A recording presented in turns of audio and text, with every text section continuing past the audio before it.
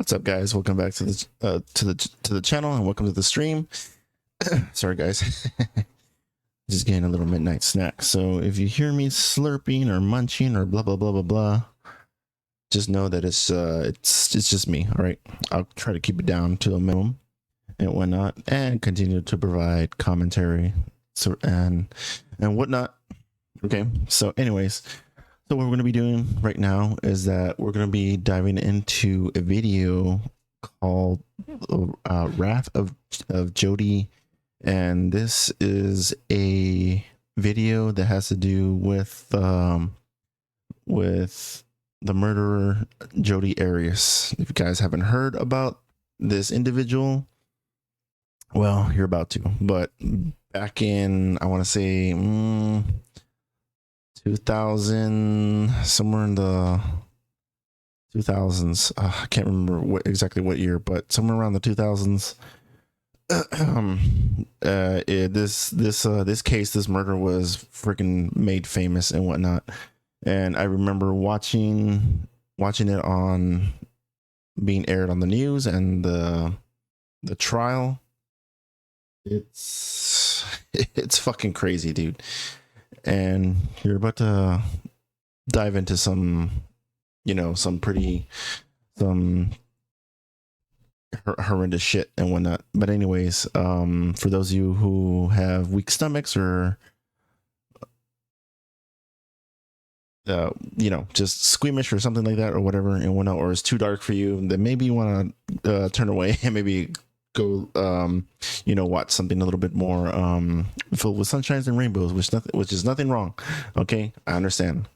It is a bit of a doozy. Okay, so anyways, let's dive into this and let's learn about the whole debacle of the video of this individual, Jodi Arias.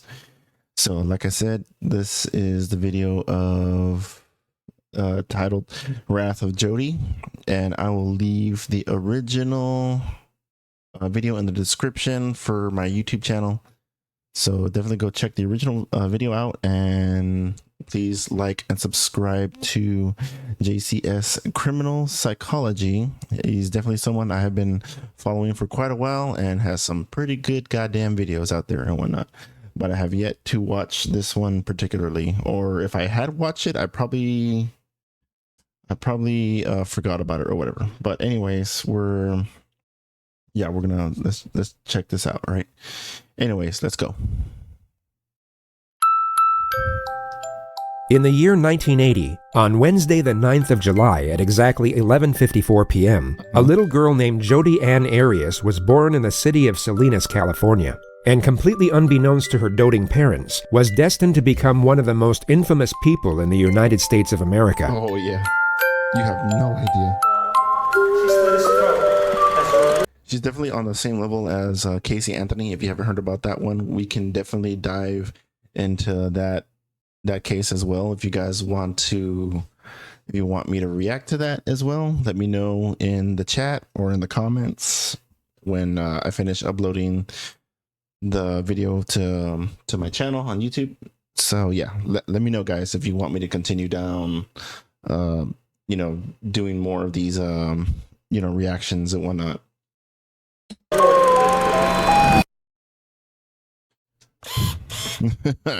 Isn't that the shit?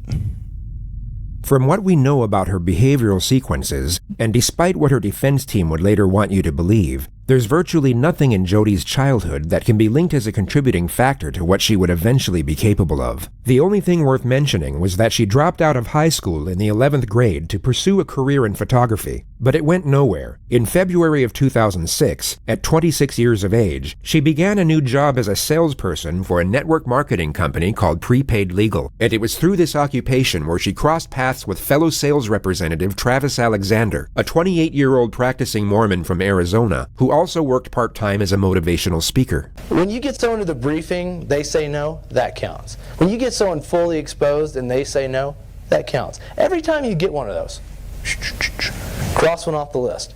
By the time the 100th one's crossed off the list, you won't be able to spend the money. He was a very charismatic young man, which immediately caught Jodi's attention. They met at a business conference in September of 2006 and began a curious relationship from that point forward. To cut a long story short, Jodi was in love, and Travis was not. They broke up after just 5 months, but soon after the split, Jodi moved from her grandparents' home in Yreka, California, into an apartment just 2 blocks from Travis's house in Mesa, Arizona. She was at that moment labeled the crazy stalker ex by all of Travis's friends, and although Travis agreed, he would continue having sex with her out of pure convenience. She would show up unannounced on countless occasions, sometimes in the middle of the night, and Travis would let her in every time. It became somewhat of a routine, and a dysfunctional situation that neither were happy with.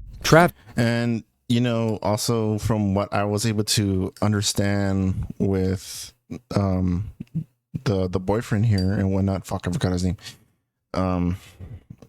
Sorry. I'm a little fuck. This guy. Oh shit, sorry. Mr. One of those. Cross one off the list. By the time the 100th one's crossed off the list, you won't be able to spend the money. He was a very charismatic young man, which immediately caught Jodi's attention. They met at a business conference in September of 2006 and began a curious relationship. Yeah, okay, so yeah, their little romance, yeah, began somewhere around 2006. Yeah, I was around high school around that time. And I remember watching this, you know, story develop throughout the course of through the trial and whatnot. If that makes any sense. Anyways, this guy, he also was at fault and whatnot because he instigated it, and also he was thinking with his head rather than his brain, so to speak, if you catch my drift. Okay, so he was thinking with the wrong head. Or she crossed paths with fellow sales representative Travis Alexander, a 28-year-old practicing Mormon from Arizona, who also worked part-time as a motivational speaker. When you get someone to the briefing, they say no, that counts. When you get someone fully exposed and they say no, that counts. Every time you get one of those, cross one off the list. By the time the 100th one's crossed off the list, you won't be able to spend the money. He was a very charismatic young man, which immediately caught Jodi's attention. They met at a business conference in September of 2006 and began a curious relationship from that point forward. To cut a long story short, Jodi was in love, and Travis was not. They broke up after just 5 months, but soon after the split, Jodi moved from her grandparents' home in Yreka, California, into an apartment just 2 blocks from Travis's house in Mesa, Arizona. She was at... And yeah, she, like in the video, said that I mentioned a little bit earlier, because we went back just a little bit just to make sure we got the guy's name and whatnot, because it went in my ear and out the other. Sorry, because I was eating. But we went back to you know, re-educate ourselves. So Travis, you know, yeah, was not in love with her. He was just basically, you know, just doing her. Okay. And she was trying, you know, everything in the book to, you know, be wife material. But the thing is that she also had a bit of a troubled past, which I'm pretty sure that we're going to go through here. So let's continue. And yeah, the narrator will, I'm pretty sure will tell us. That moment, labeled the crazy stalker ex by all of Travis's friends. And although Travis agreed, he would continue having sex with her out of pure convenience. She would show up unannounced on countless occasions, sometimes in the middle of the night, and Travis would let her in every time. It became somewhat of a routine, and a dysfunctional situation that neither were happy with. Travis, although he enjoyed the sex, essentially wanted her out of his life, while Jodi desperately wanted a serious relationship. And going off the myriad of entries in her diary, she firmly held on to the belief that they were meant to be together. In late May of 2008, however, she would ultimately have a change of heart. Travis had a work retreat planned to Cancun, Mexico for July 10th. It was all paid for by his employer and allowed him to take a friend with him. Jodi knew about this and believed, or at the very least hoped, that she would be the one going. But she didn't. because yes, because he took someone else. I think this is probably the person here. Yet in the last week of May, it became known that Travis was taking another woman instead, a Mormon girl by the name of Mimi Hall, someone that Travis had been romantically interested in for some time. When Jodi found out, it would be safe to assume that she was heartbroken. It would be even safer to assume that she was absolutely enraged, and the collective opinion is that a specific thought process began to emerge in her mind, one that forged a psychological justification for a certain decision. On June 4th, 2008, 6 days before Travis was set to leave for Mexico, Jodi would once more show up unannounced. All we know for sure is that they had... Man, like I said, it's also part of his fault and whatnot, because he didn't freaking like check this freaking crazy bitch and whatnot and report to the police and get like a restraining order. Nothing. He just freaking let this shit happen and whatnot. And look what happened to him. What happened to him? Sex and... Sorry guys, let me get a drink of water. Be right back.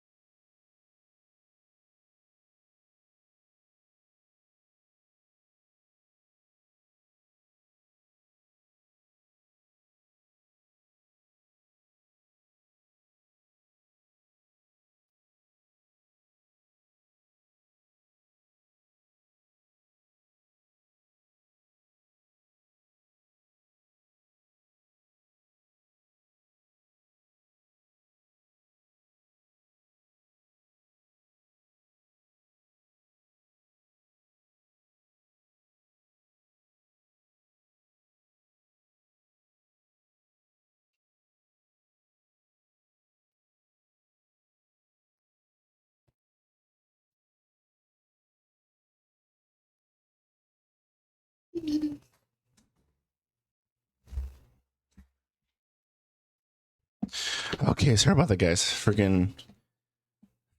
Not only did I have to freaking take a drink of water, I ended up having to go to the bathroom and take a piss as well. Freaking stupid body. Took explicit pictures of each other using Travis's new camera. At roughly 5 p.m., Travis would get in the shower, and Jodi would begin taking pictures of him using the same camera. Then, moments after this picture was taken, Jodi would stab Travis a total of 27 times. She would also cut his throat and shoot him in the face. During the onslaught... And I'm pretty sure he's going to mention, but I remember when I was watching the court, the court trial, is that the camera had taken a picture because she tried to dispose of it. I forgot exactly how, but she tried to dispose of it. But in the act of disposing it, the camera took another picture, and that picture pretty much like was the reason how it did her in. Basically, I think it was kind of like a breakthrough in the case when they were, investigating at the beginning. Travis's camera took 2 accidental photographs. The first was taken as Jodi dropped it during the onset of the attack. The second was taken as she kicked it by mistake while moving Travis's body. It showed Jodi's foot and a fatally wounded or deceased Travis. The amount of time that passed from the 2 photographs was 62 seconds. Jodi then spent an estimated 45 minutes cleaning down the crime scene to make sure none of her DNA was left behind. This included wiping down the victim's body with a cup of water and a cloth. She also deleted the pictures from Travis's camera before throwing it in the washing machine. She would then drive back out into the desert and leave Travis a voicemail for the purpose of placing herself away from the crime scene and giving herself an alibi. I know Leslie called you, so I already talked to her, so you can call her back if you want, but it's not necessary. My phone died, so I wasn't getting back to anybody. And what else? Oh, and I drove 100 miles in the wrong direction, over 100 miles. A for effort, or no, A for, fuck, how should I put it? Maybe A for thought process, but D for effort, or whatever the fuck. Because I don't think it's still gonna fly and whatnot. Thank you very much. So yeah, remember New Mexico? It was a lot like that. I mean, especially even in around 2006, or yeah, when this happened, and when 2006, 7, 8. I mean, you weren't here to prevent me from going into the 3 digits, so fun. Tell you all about that later.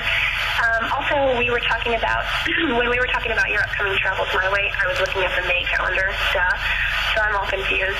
But Heather and I are going to see Othello on July 1st, and we would love for you to accompany us. Let me know, and I will talk to you soon. Bye. End of message. Jodi would then drive to another man's house in Utah by the name of Ryan Burns and stayed the night. He would later testify that nothing seemed off about Jodi's behavior, only that they kissed and engaged in sexual intercourse. Travis's body was discovered by Mimi and her friends 5 days later, the day before they were supposed to leave to Cancun together. How long were you there trying to get into the house? Just, a couple of minutes. I banged on the door, rang the doorbell over and over again.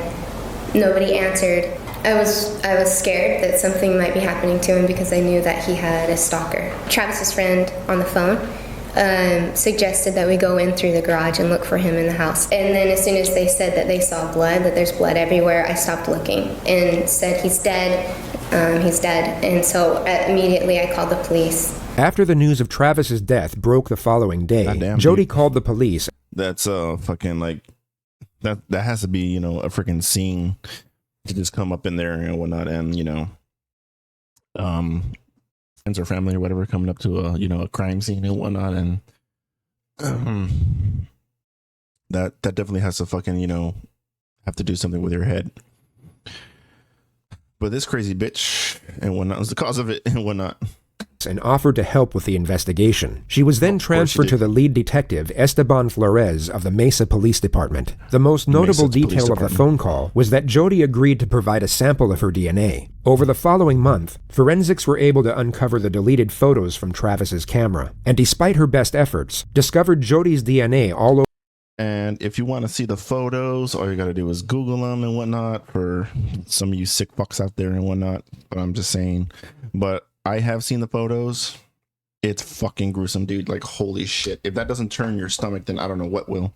Over the crime scene. During this time, oblivious to the evidence that was building against her, Jodi would post multiple pictures of her and Travis on Facebook, alongside emotional messages to Travis himself. She even sent his family flowers and a letter expressing her grief over his death. Such a fucking gaslighter.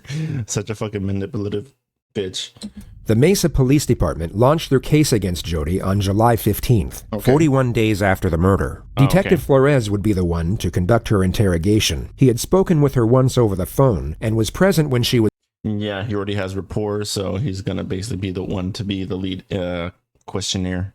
Was fingerprinted and swabbed for DNA. The Siskiyou County Police arrested Jodi at her grandparents' house at 7:35 a.m. and only said they had a warrant for her arrest without giving further information. She was placed in handcuffs and didn't once ask what she was being arrested for in the 6-minute drive to the local police station. What makes Jodi Arias stand out among the many cases in the realm of true crime is the manner in which she attempts to navigate the system. She seems to believe that if she presents herself in a certain way and adopts a very specific character with very specific traits, it will give her the best chance at evading the consequences of her actions. In her mind, this character is a soft-spoken, sweet-natured, God-fearing individual. Yet to everyone else, is quite possibly the most universally annoying person to ever abide in the history of existence.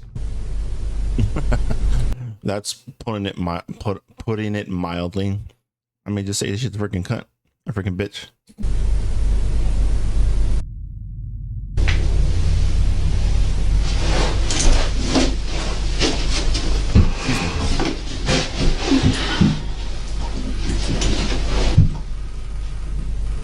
One minute until we get some.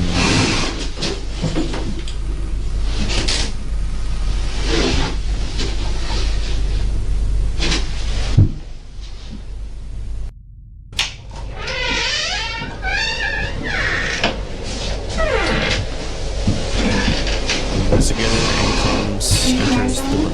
No, just give me. Can I get you? Just have a seat here. In the next moment, Jodi will hear Detective Flores approaching the room. She will then abruptly place her head on the table to make it appear as if she's sleeping. I also heard that this video is also like a very prime example of, like, you know, of female behavior when once they're caught in a bind and whatnot, they'll use every trick in the playbook in their arsenal to avoid responsibility or accountability.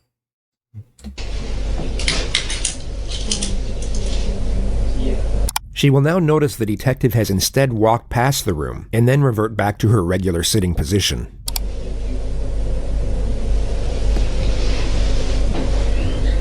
For whatever reason, Jodi wants to appear as if she's in a far calmer state than she actually is. She wants the detective to believe that she's relaxed enough to doze off, when she is in fact extremely alert and anticipating his arrival. She places her head back on the table to feign a placid state once more, and you'll notice her left shoulder hovers in what looks like a very uncomfortable position for just over a minute.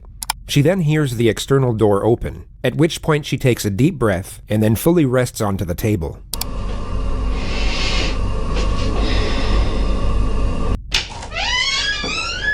Let me get those off you. So you remember me? Of course I do. I traveled all the way up here to come talk to you. Because, I've been working on Travis's case ever since it happened. Okay. And I know exactly when it happened, when he was killed. I know a lot of details. And just recently we found quite a bit of evidence, and I'll discuss that with you. The main thing that I'm looking for, though, is answers on why certain things happened, why they went so far, and also to get your statements. Okay. She's been brought to a police station in handcuffs, and now just told her arrest is concerning the death of her ex-lover. An innocent person sitting in her position would want immediate clarification as to what exactly is going on. Yeah. Jodi doesn't inquire further, just gently accepts to cooperate after being given a very vague, yet highly accusive clarification of the situation. A lot of details on this case that haven't been released to the public, and not even to Travis's family. And those details are known only by us and the person who did it. Okay, and that's one of the reasons I'm here, is because I believe that you know some of these details. No outside influence, And of course. you can help us. I would love to help you in any way that I can. Okay. You're gonna eat them words, bro. Because we're here at the police department, the sheriff's department here in, was it Siskiyou County? That's what it's called. Okay. And you're considered under arrest or detained. You're not free to go. And I'm a police officer. I have to read you your rights. Okay. I'm sure you've heard them on TV. Miranda's. I have to read them off this little card here, but they're pretty much the same. And I'll explain them to you as we go. Okay. And if there's a question that you don't want to answer, you don't feel comfortable, you can say no, or you can elaborate as much as you want. It's completely up to you. It's at your speed. I don't want to pressure you. Is this recorded at all, or should we? I don't know if there's a recording or something. I don't know if these are voice recorders. I noticed them. If they have video, or if they have audio, or batteries, or what. I don't think they're on. Hindsight allows us to recognize this is simply an attempt to appear innocent. She seems to think that if she appears confident enough to recommend the use of an outdated voice recorder, that it will seem as though she has nothing to hide in the eyes of the detective. But it's just bizarre. If the detective wasn't already certain of Jodi's guilt, he would most certainly become suspicious at this moment. Sorry, I'm really cold. It's okay. You still heat still? Yeah, I haven't touched those or anything, but Okay. Jodi's mind would be racing here, yet she desperately wants her exterior self to appear calm. She's so focused on having this nonchalant disposition that she completely fails to realize her behavior doesn't match the situation whatsoever. She's in a state of hyperarousal while feigning a state of composure, and the end result just looks very strange. It gives reason for her unusual infatuation with a voice recorder, and also for her oncoming sitting position, which really can't be described, only compared to a sea lion peeking over a rock. and they're not on. So what I want to do is just get to the bottom of it. Everybody wants to know, okay? And yeah, why it happened.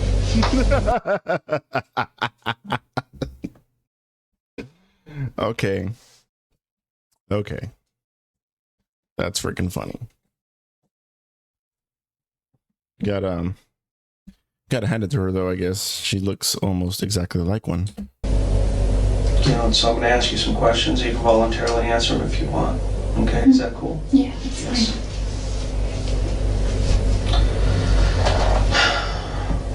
There was some question about you being.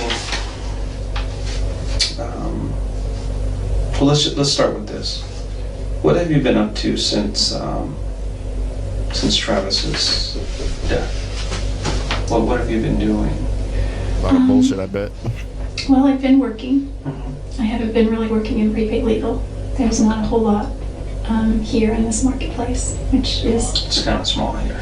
It's small here, and really that could be seen as an opportunity rather than a hindrance, because that just means the market is untapped in a large way. So I could have, if I wanted to, but I'm kind of like a deer in the headlights when it comes to prepaid legal, and I just have a fear of just approaching people. You'll come to notice that Jodi will go off on these unrelated tangents anytime she has the slightest chance to do so. It's a recurring theme in interrogations for when the suspect is facing serious charges.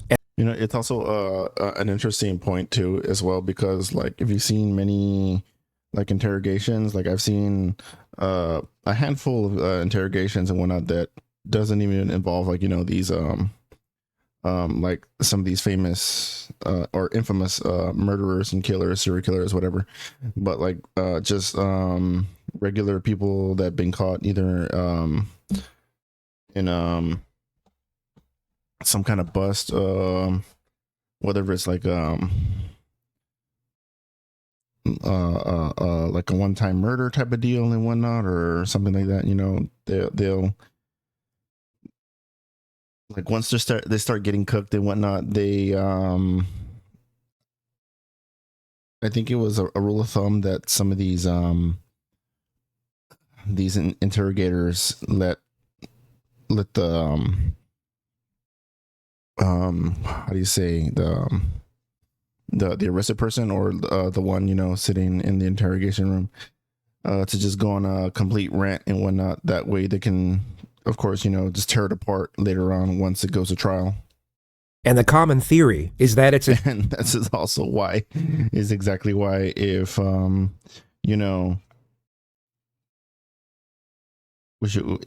should just call a lawyer and whatnot. Once you've been Mirandized, get a lawyer. Just say, I want a lawyer. I'm not talking to you.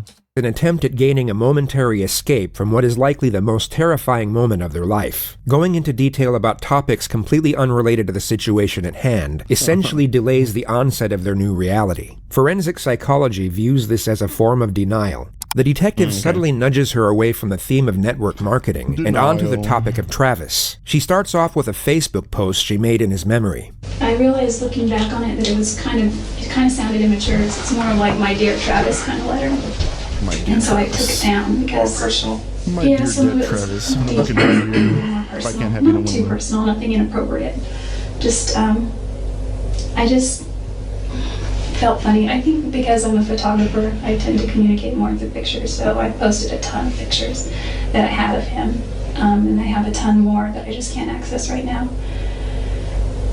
And videos and things that I know his family would want. But She then explains how it's hard to talk about Travis's death with the guy she's now dating. And we've been talking a lot, and we try not to talk about that because it's kind of like, ugh. And plus, Travis is my ex-boyfriend, but at the same time, he's my friend. So while I'm mourning my friend, how do you talk to your new potential, possible, maybe person that you might start dating about your friend, even though he was your ex-boyfriend? So it's kind of a gray area. The detective knows she'll happily trail off until the morning comes, so he cuts her off and locks her into the situation at hand. And I've talked to a lot of people, and everybody's pointing a finger at you. You know, everybody is saying, I don't understand what happened to Travis. I don't know who killed him. But you need to look at Jodi. And sometimes the simplest answers are the... Yeah, usually when it comes to like these type of crimes, the victim is usually the victim or whatever. God damn it, I can't even talk straight now, dude. Fuck. It's 1 o'clock. I need my freaking coffee. Is that the victim being, you know, victimized or whatever, being murdered or whatever, is usually committed by someone that they know in some shape or form. Usually, most of the time. Some other cases, it's you know, almost like a random act and whatnot, because there have been you know, serial killers that just go completely pick out people at random and whatnot. Sometimes it's not even like a type of person that they'll target and whatnot. correct ones. One of the most fascinating parts of this interrogation is how long the detective allows Jodi to cling on to hope. For the first 45 minutes, she will be terrified, yet still believe there's a chance she will be going home. Yeah, when it comes to like and being an interrogator, it is like, you know, like being playing a game of cat and mouse and whatnot, hoping that the other person is going to slip up and whatnot, you know. That's what I was able to excuse me, what I was able to understand that from, you know. Home at the end of it. The detective will hint at her suspicions and culpability in a gradual manner, yet not directly accuse her until a much later stage, dangling the idea of hope above someone's head while simultaneously hinting at the grim future that awaits them, would perhaps be considered cruel in most other circumstances. Yet on this occasion, it is tolerated for a tactical purpose, which is to allow for as much divulgence from the suspect as possible. Her fear will cause her to panic, not enough to the point where she completely locks up, but just enough so that she continuously tries to claw at her own salvation, and in the process will divulge information that will be extremely damaging to her defense later on. And that's one of the reasons I started looking at you a little bit closer. And over the last month or so, I've gotten into Travis's life, talked to all his friends, his family. I got a really good understanding of who he is now. And I got a very good understanding of your relationship with him. Obviously you weren't boyfriend and girlfriend anymore, but you were still having a... Yeah, because she fucking killed him. That's one way to fucking end a relationship. Just fucking murder him. Jesus Christ, dude. Freaking wackos out here, dude. Be careful out there, guys. Don't ever stick your D in crazy, dude. For the love of God. Sexual relationship, which... Does his family know about that? Just curious. No, his family doesn't know anything. Yeah. I'm interested in protecting how he's remembered as well. And just for the purpose of integrated context, at Jodi's trial, she would label Travis a sexual deviant, a domestic abuser, and a pedophile. He truly had feelings for you. And for some reason, he felt that the relationship between you and him was somewhat unhealthy, but he couldn't stop it. And I assume that's probably maybe the same way you felt about him, or maybe you didn't understand why he didn't believe it was healthy. No, I didn't think it was healthy either, spiritually at least, and probably emotionally. But mostly spiritually, and I think that kind of, once you have something that's not healthy spiritually, it filters through all aspects of your life. Her dialogue alters from spirituality to her work history and then to her finances before moving on to her family. Bear in mind she wasn't asked about any of this. Financially, I wasn't doing well. I missed my family. I moved away shortly after high school, and I come back to visit, but I realized over the years I'd missed out on a lot of things. My little brother and sister missed out on just their karate or their baseball or cheerleading or... The detective nudges her back to the subject of Travis once more. He asks if the sexual element combined with his religion was the reason the relationship didn't work. Jodi then takes it upon herself to recount her sex life history and simultaneously preach about her own devotion to the Bible. I've had a couple of serious relationships before where I was intimate with a few people, and it's kind of silly, but I used to always joke that regardless of what the Bible says, and yes, I'm Christian, I just live my life by the 10 Commandments, and those are my rules. You know, thou shalt not this or that, but it doesn't say thou shalt not fornicate. So I just used to joke about that. We did pray about it. I remember we knelt by his bed once, and this chick is totally off her rocker. Surprisingly, he suggested it. Normally, you know, and she's also full of it too. I would suggest that we pray before we go on a trip or before we eat if we're alone. That was kind of unusual for him, huh? Yeah, because he was very resistant to prayer. He's like, so I'd say, will you say a prayer? He's like, why don't you say a prayer? Why don't you say a prayer? Why don't you say a prayer? So we'd go back and forth. Jodi, will you say a prayer? And I said, sure. And Travis was like... The detective endures as much prayer talk as humanly possible before shifting the topic once more. Yeah, you know, I think to the average person, like, they can probably only tolerate, you know, so much and whatnot. And I think even people, regular, normal people, everyday life experience like a person like that. It's kind of a bit of I want to say like a turn off, or, you know, something people kind of just don't want to, like, cannot associate with it and whatnot. It's not to say that they're being cold hearted or anything like that. It's just like, you know, people just got, they got a schedule. They have, you know, their own things to do and whatnot. And even those who are actually religious and whatnot don't necessarily like, of course, like there's preaching seminars or whatever you want to call them to, you know, cure talk about the Bible, Christianity, Jesus, all that. But sometimes there's, like, you know, a time and place for everything and whatnot.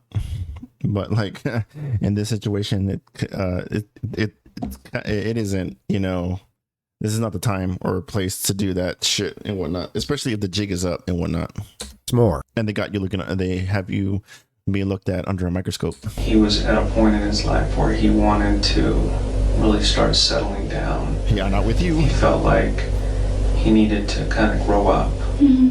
I don't know. It's kind of putting it mildly and whatnot, because like I said earlier, it was a bit of his fault too, also, to not give her the boot and whatnot, because I'm guessing the sex must have been freaking good if he was, like, you know, keeping her around and whatnot. But fucking, you know, she's fucking obviously crazy and whatnot.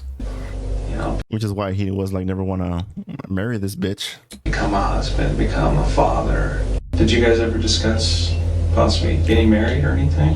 When we were dating, we did. Okay. Once we broke up, he brought it up. He actually proposed to me. A lot of times, but he wasn't serious. I doubt it. Let's move to after the breakup. Oh, okay. What kept you in Mesa at that point? Mesa. I actually moved to Mesa a few weeks after we broke up. Is this in Arizona or Nevada? Mesa. Someone let me know in the comments. Really? Mm-hmm. I mean, there was a time period you really wasn't seeing anybody, and then Mimi came into the picture. What did you think about her? I didn't know a lot about her. She seems like a really nice girl. He showed me her picture on Facebook. You know, I don't think she had a lot of pictures on there. He said that he's not sure why but he's pretty sure that she could be it. And I was happy for him. I didn't find out about Lisa. This conversation you had face-to-face with him? Yeah, or? yeah, it was in his room. And he had his laptop, just on his bed. Jodi is desperately trying to make it appear as though her and Travis were on good terms. But this is just overkill. Jodi was labeled the crazy stalker ex by all of Travis's friends, and even Travis himself. The idea that he would show and then discuss any potential future romances with Jodi is ridiculous. Yeah, it does sound fucking counterintuitive and whatnot. Like, especially if everyone in his circle is freaking like pointing fingers at you and calling you this and that and whatnot, It's, I guess, it's one thing that if it's like, just gossip or whatever and whatnot, freaking chisme, so to speak, in Spanish terms. But like, fucking A, dude, like, what? It's fucking crazy, dude. I truly believe he does love her still. Oh, he but does. Travis had a, he's what you call a player. You know what that means? Yeah. He kind of pulls girls in. Anybody, though. He was reluctant to make a commitment first off. And truly, he didn't think that you were marriage material. And I don't know why not. I mean, I see you. You're a wonderful girl. You're struggling. You're trying to make your way through life, and I don't see why you guys couldn't have made it. I think we have very different philosophies on a lot of ways. We would argue about the dumbest things, and like there were so many times where I just couldn't wrap my mind around what he would. I could, but I would try to get him to do the same for me. Like there was a time when I broke down on the way to LA once, and my car got a flat tire, so I had at the time roadside assistance because my car was still under warranty. And they went to take the car in to change the tire and realized that when they sold me the car, they didn't give me the wheel lock key. And I was kind of hungry. It was dinner time. It was 7:38, and it was dark because it was January. And the tow truck guy said, there's a Denny's 2 blocks down here, and there's a Jack in the Box there, and he was driving me to the motel. I said, is there an IHOP around? Because I really like IHOP. He's like, yeah, but it's kind of like 5 miles back in the other direction. I was like, okay. He's like, I can drive you there if you want. And I was like, he's like this short Mexican guy, and he seemed really harmless, and I was like, okay. And he, and I asked him about his life, and he had a wife and kids, and so he wasn't flirting. The travels of Jodi and the sweet Mexican continues on for another 2 minutes. The detective then brings Jodi's attention to what he already believes was the trigger motive for the murder. So, moving over to his trip to Cancun that he was going to, when did you first find out about that he was going with Mimi? I found out about that at his memorial services on Monday. It was the Monday night memorial service. You didn't know he was taking Mimi? I didn't know that. I think that's awesome, actually. Right. No, she did, and that. Now I remember. This is the reason why she fucking flipped out and ended up stabbing him 20 times. Yeah. Well, unfortunately, Mimi had called him a week or two before, and I told him, look, if you want to take somebody else, it's fine, but I have something to tell you. I don't look at you that way. I don't look at you as a boyfriend. If you want to be friends, we can be friends. The detective essentially stated that Travis was friend-zoned by Mimi, but he still invited her instead of Jodi anyway. What kept you to him? I don't understand. Probably the sex or whatnot. I don't fucking know, dude. Well, moving is expensive for one. So once I was there, I was kind of stuck there. But why do you continue to go back to him? You know what he wants. You know that it's not healthy. But yet you continue to go back. And it brings us to this point where we are now. Part of my perspective now has to do with the fact that I'm going through a repentance process that I've worked out with, with my bishop. Bullshit. And he's given me, certain scriptures to read and Where's my bullshit button? I need a bullshit button. ponder and pray about. And Preacher Jodi emerges for another 2 minutes, going into detail about scriptures and baptisms. Oh, the God. detective then interjects and starts getting more confrontational with the facts about Jodi's behavior towards Travis. If it were me, dude, I'd be so annoyed, and when I'd be like, "You're so full of it. You're so full of shit, dude." And obviously you guys kept this relationship hidden from everybody else, and Lie like a rug. Because nobody really knew about it. Like Well- the carpet. There were some people who I talked to and said, yeah, they continued to have a relationship even after they broke up. And there are others who are saying that you had become obsessive with him to the point to where I think obsessive is putting it light. For there has to be a lack of a better term. you would go into his house when he wasn't there or when you weren't invited. And Oh, what the fuck? Okay, so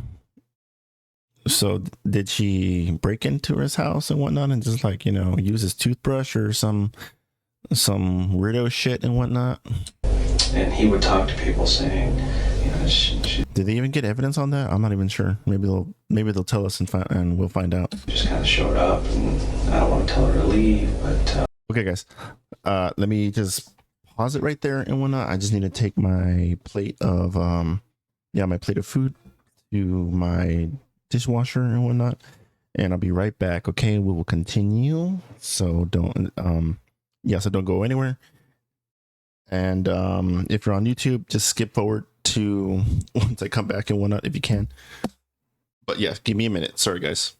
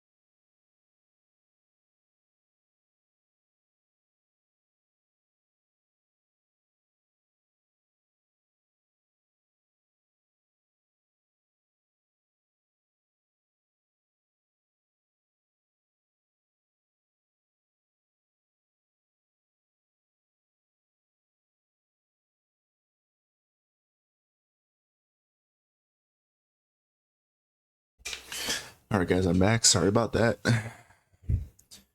Let's continue. I wanted to get some ice cream. That's why. That's why it took so long. I don't want her here. Oh, must have been early on, because there were a couple times when we established a rule early on, just don't come over unless, he said you can come over anytime, but I need to know first. The detective then starts ramping up the pressure and brings Jodi's alibi and road trip into the discussion. Was it the week of the first week of June? You took a trip to Salt Lake City. Which route did you take the other guy.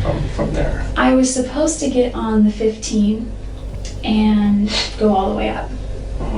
And I somehow got off the 15.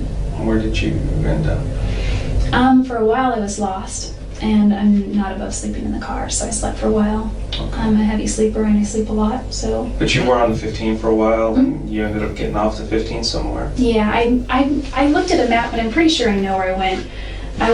Can I draw you a map? Sure. So this trip took you a little over 48 hours then. I have a problem with this trip. Well, I went first too. Yeah, I know. Okay. I know you went down here. I've gone over this trip over and over in my mind and on paper. And even if there's still 20 some odd hours, even if you pulled over to sleep a couple of times. Oh, did I tell you that I got stranded? Yeah, Okay. you mentioned that. If you slept for 10 hours Several times. I only slept for about 8 here and hours. here, it would still leave 18 some odd hours Unaccounted for. for something else. Okay. This is what people are focusing on. Is this The hours that weren't accounted for and whatnot. That aside from the shit, all the bullshit that she said that she was doing. Oh, I was going over here, blah blah blah, whatever. trip that you took? Because they're saying she left. I'm pretty sure, yeah, at this point already in during the investigation that they have already created a timeline and whatnot, and he's probably about to expose, give her the book. She didn't get to till Thursday. Oh, okay. So, Wednesday? That's when Travis was killed. shit. Okay. I did not go near his house. Isn't there? Bullshit. Aren't there? I pulled your cell records. Your cell phone was turned off between here and here. Well, I didn't turn it off physically, but it died. And then it magically, you found your charger here. It was packed under the seat of the passenger side, and it was when I was. When you were lost, you couldn't have maybe pulled over and found it, or. Well, I did finally start looking when I was stranded. I wouldn't have pulled over when I was lost. Detective Flores explains to Jodi multiple times over how the trip doesn't make any sense whatsoever, and whether it's feigned naivety or that she literally doesn't understand the concept of time and distance, she pretends to be confused by the allegation rather than actually. Yeah, I think isn't that like simple arithmetic or whatever the fuck? if James leaves train station A from 3:00 and it's 10 miles, blah blah blah blah, that type of shit. Confront it. This. Although I'm not gonna lie, I didn't fucking pass math in fucking high school either. So, I'll say I'll give her a pass on whatnot. But if he's explaining it and whatnot, which I think is probably shouldn't be too hard to follow and whatnot. Either she's just acting dumb or is just like of course, just lying out of her ass. Obviously, right? This goes on for 3 minutes before the detective confronts Jodi with the evidence of the photographs on Travis's camera. Oh shit! But I don't think you're being completely honest with me about that trip. I honestly got lost. No, you didn't. It's bad timing. Were you at Travis's house on Wednesday? Absolutely not. I was nowhere near Mesa. I was nowhere near Phoenix. You were there. Don't lie. I wasn't even close. You were looking for some dick. But you ended up killing him instead and whatnot. After finding out that he was going to take some other bitch instead of you. To him. What if I could show you proof you were there? Ooh. Will that change your mind? I Probably wasn't not. there. She's gonna double down and be like all fucking. I'm like, no, just deny. I wasn't there. It wasn't me. Blah blah blah. It was my doppelganger or whatever. Be honest with me, Jodi. I was not at Travis's house. Yes, you were. I was not. You were at Travis's house. You guys had a sexual encounter, which there's pictures. Yeah. And I know you know there's pictures Yeah. because I have them. I will show them to you. Okay? So, what I'm asking you is for you to be honest with me. Okay. I know you were there. Are you sure those pictures aren't from another time? Nah. Positive. Remember I told you about the camera? Mm-hmm. The card's intact. Remember I told you that card was destroyed? I didn't want to tell you the truth. And I have pictures of you in Travis's bed. Okay. Like it is a bit scummy and whatnot, but you gotta freaking hand it to him. That like, you know, delivering that line. I don't want to tell you the truth. Just like get her reaction and whatnot, be like, what? Lie. Bedroom with Travis. Pictures. Right now, she's having a fucking blonde moment right now, dude. Her fucking brain is like unable to comprehend like what just happened, and her flight or flight instincts is probably not kicking in just yet and whatnot. But she's like, you know, trying to be dumbfounded and whatnot, and you know, the cold chills are running up her freaking spine and whatnot, and now she's gonna try to think up of some convoluted fucking grandio alibi explanation to try to get her out of the situation and whatnot, but it's not gonna fly. Pictures of him. And Because it's bogus. it's obvious you guys are having sex. Mm-hmm. Taking photos of each other. And they're dated and time stamped on the day he died. Are you sure it's me? I mean, that because I was Jodi. not there. It's you. And you know it's you. Stop lying, bro. Come on. I know all the details of this case. The only thing I don't know is why. Why did you choose to go visit Travis that day? And why did you do what you did? I could never Why, hurt Jodi? Travis. You did. Stabbed him 27 times, bro. 28, sorry. You hurt him. That's why we're here. That's why I flew up here. Because I needed to talk to you about this. Oh. I can just arrest you and throw you in jail, but I want to know why. Why did you do this to him? I wouldn't hurt Travis. He's done so much for me. I know you took pictures of him in the shower just before he died. I don't think he would allow that. Mm-hmm. And the camera actually took a couple of photos by accident during the time that he was being killed. Really? Yeah, Jodi, really. Really? Gotta give it to her, bro. She's pretty good actress. But she ain't winning no excuse me, no Grammy or Academy. You were there. Quit playing this game. It's time for you to just come out and I didn't tell know. me. I did not hurt Travis. I didn't know. I did not hurt Travis.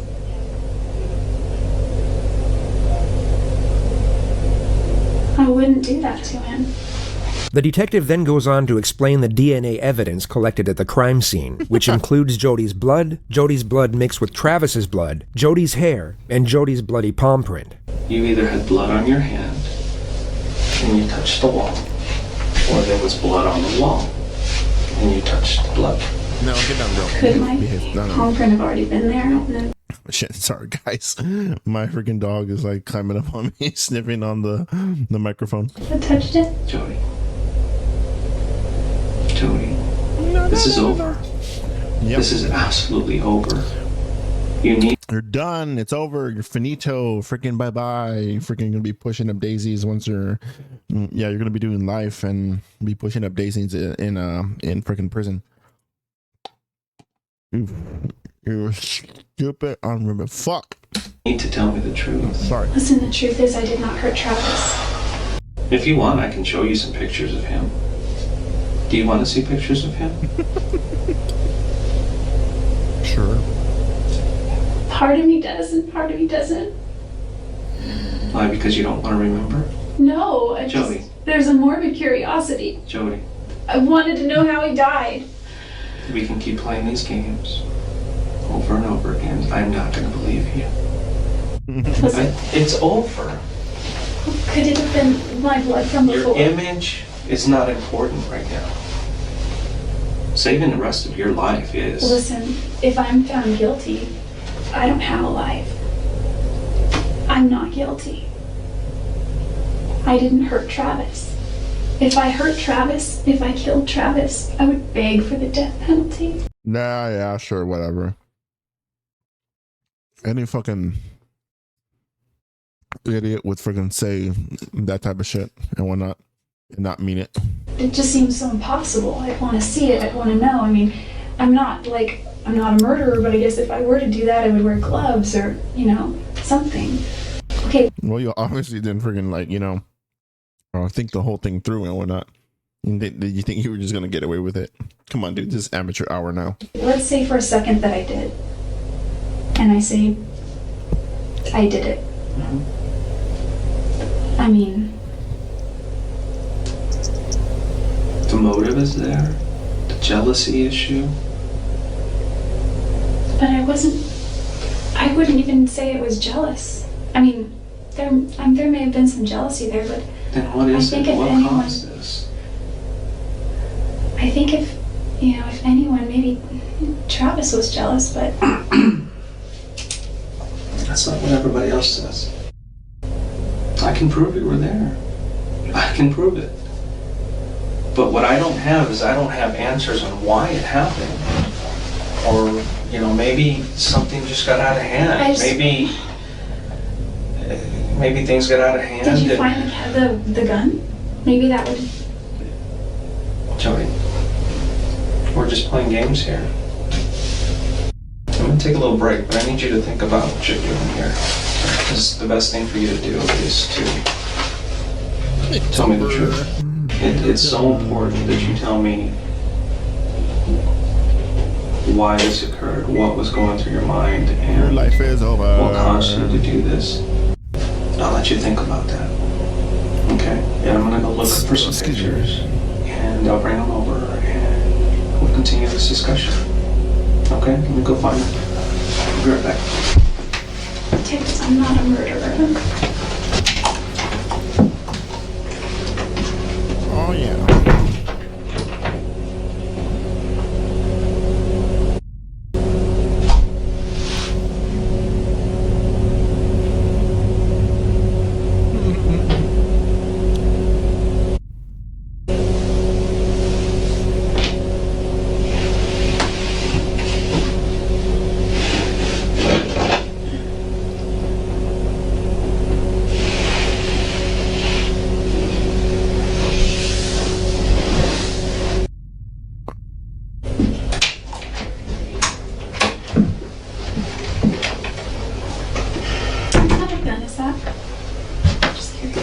It's a Glock. I just bought a gun. Did you? Mm-hmm. You probably found it by now. Probably. I was taking it somewhere. These are just a few photos. And I want to be careful not showing you certain photos. Please because don't some of show me. them are very bad. If Travis were here today, he would tell you that it wasn't me. Bullshit. That's a fucking hilarious thing to say, though. My job is to speak for Travis right now, and everything Travis is telling me is that Jodi did this to me. She killed me. She killed me, bro. She fucking killed me. Put that one. Remember him? Is he naked? In the shower? Yep.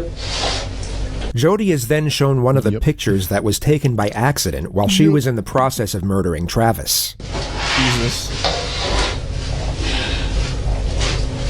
It's your foot, Jodi. Those are your parents. No, it's off color because we had to enhance it and the color kind of changes a little bit. That's Travis. He's dead.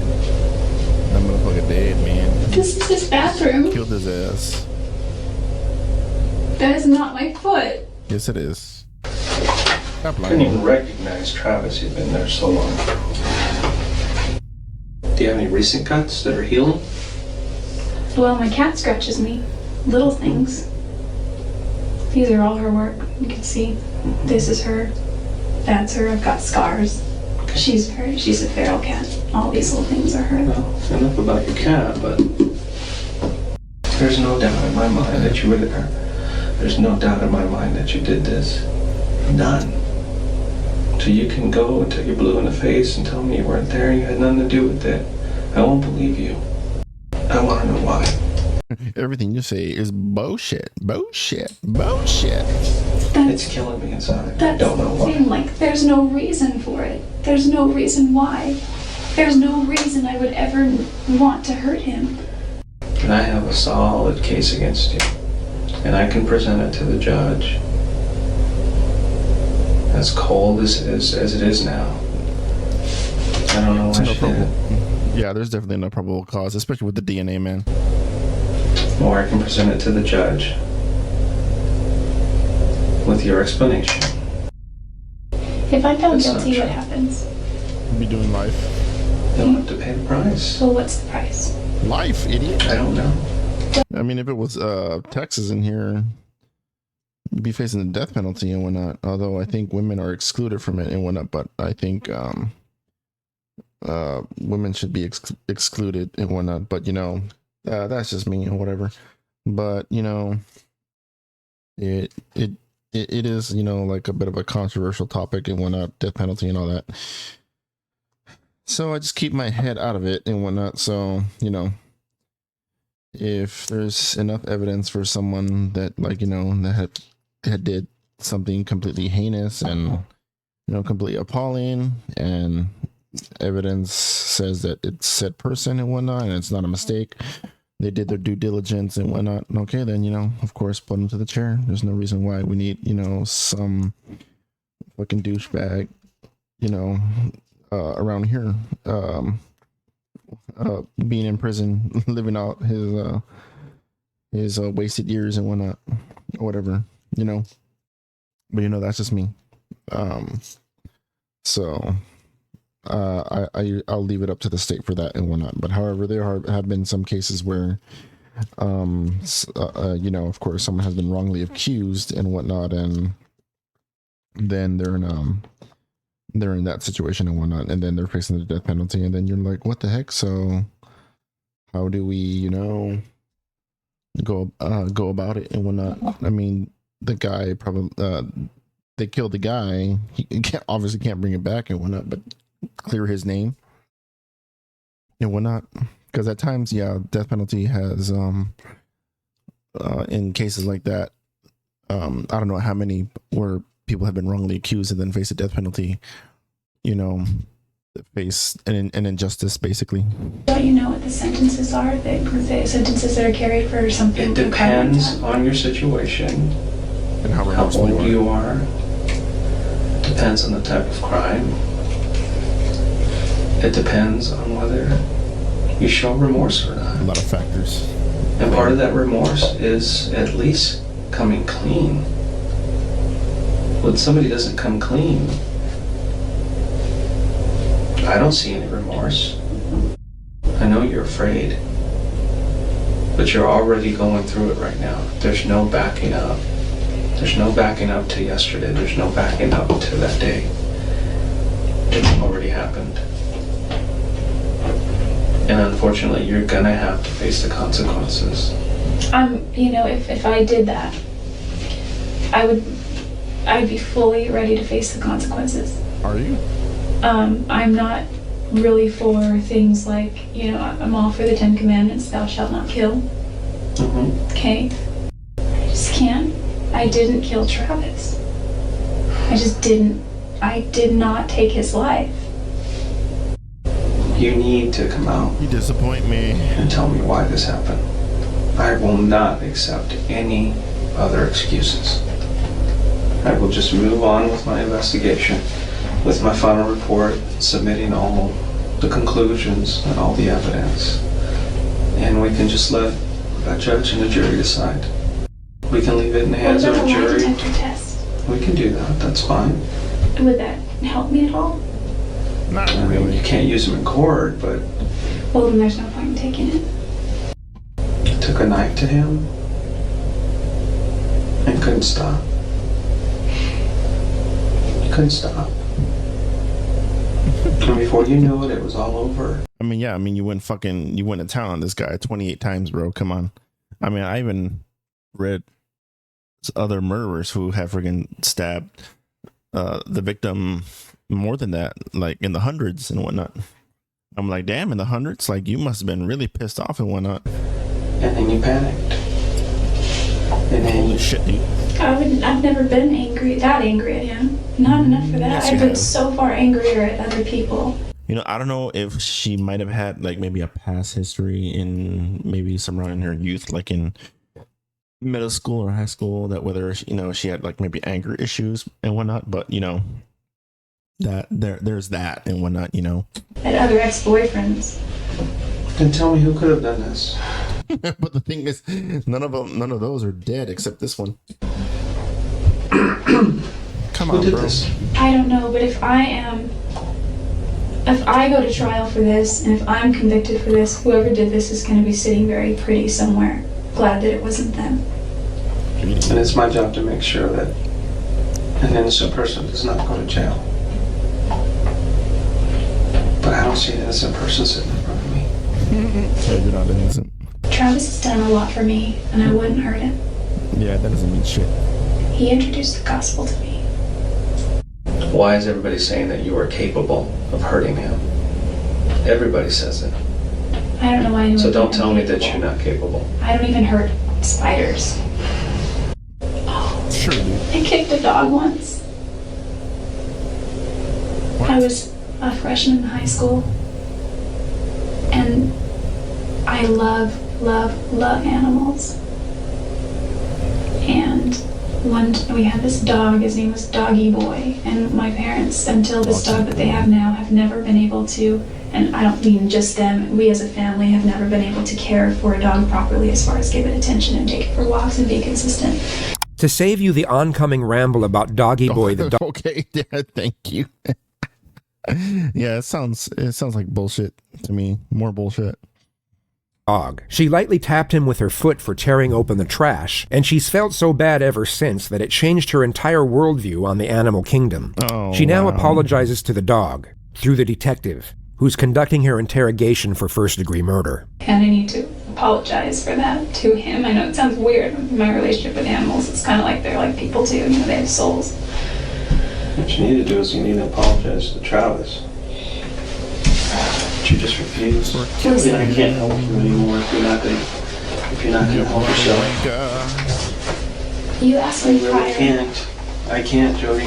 It's fascinating to I can't observe do how this. fast she can switch from one emotion to the next. Yeah, dude, fucking, yeah, I have noticed that, and when she'll be like crying about some bullshit, and then be smiling and giggling about a situation about Travis, like, oh yeah, he had the freaking made a joke and ha ha ha, like, bro, you're fucking like not even consistent. Next, once she realizes a particular strategy hasn't worked. The attempt at elevating her character by expressing how much she cares for spiders and pets hasn't seemed to have any effect on the detective, so she then switches her disposition from sorrowful to analytical, as she once more tries to manipulate his perception of her. If Yeah, I did anything that had anything to do with his death in any way, It's not if to me. I wouldn't.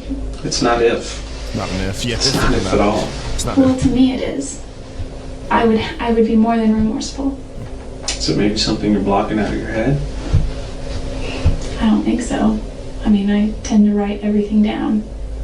I just finished the book, The Real Less Traveled. Mm-hmm. And he said, The true definition of sanity is dedication to reality at all costs. Well, this is definitely reality. We are sitting here inside of an office. It's an odd thing. Ironic. Sheriff's Department. It's a bit of ironic. And you are facing first-degree murder charges. What is the And you difference? are going to be booked into jail, and eventually you will be brought back to Arizona, and you will stand trial. That's the reality. And once you realize that, I think you'll be better for it. I've had worse issues with other people. They're all still alive. I'm still friends with my ex-boyfriends. They're all still alive. You know, I've been doing this a long time. And there's one thing that I can never get out of my head, ever since the first day I talked to you, is there's an old saying that, you know, someone's just not acting right. Look into it. You have not acted right from day one. You're just not acting right, Jodi. You're acting like somebody who's guilty. How so?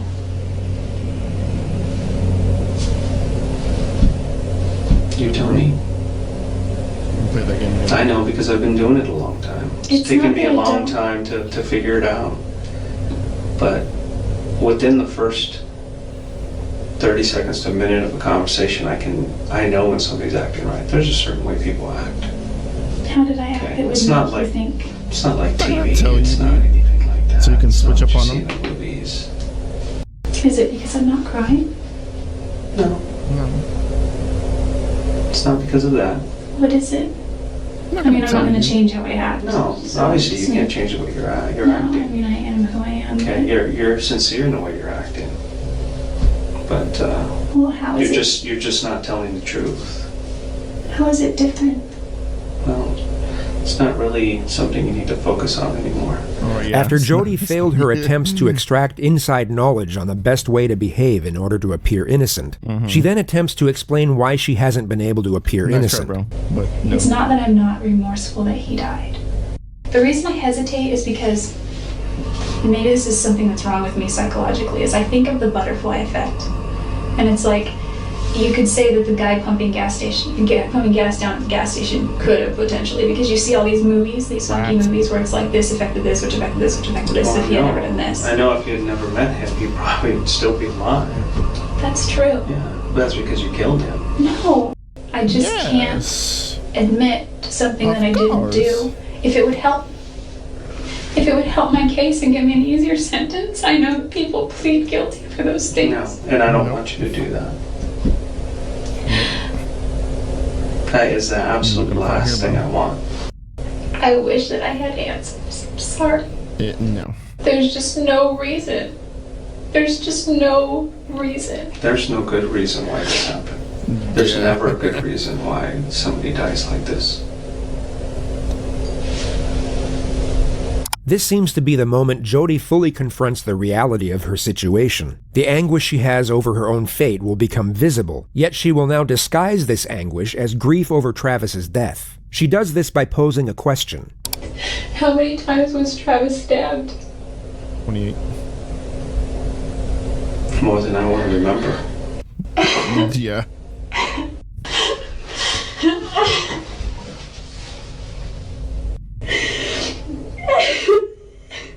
You're a wanker. You belong in the loony bin. I think you're feeling the reality in the moment now.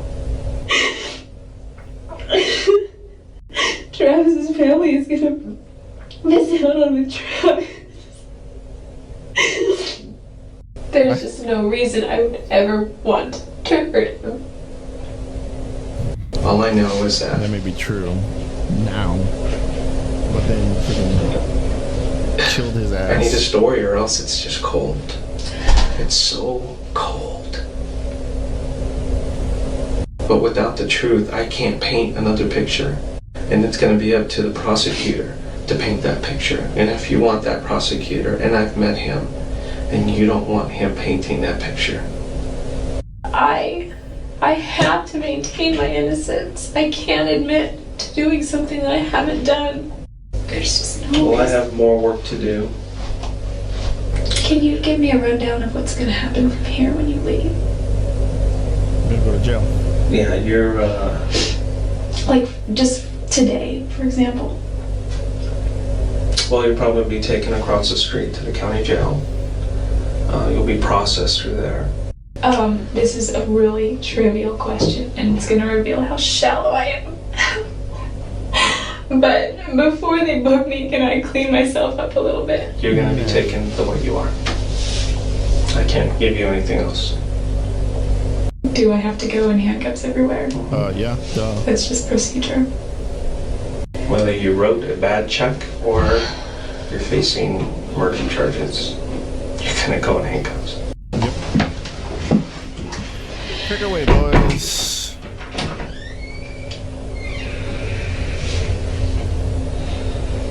You should have at least done your makeup, Jodi. Gosh. What the fuck? I didn't hear you breathe. I wonder how am I still here? And I can't breathe. Bro, what the I fuck? didn't hear you breathe. Bro, this fucking bitch is off the rocker.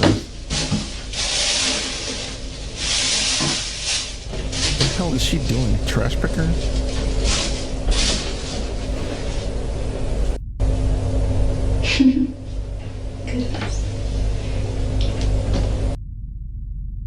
Goodness.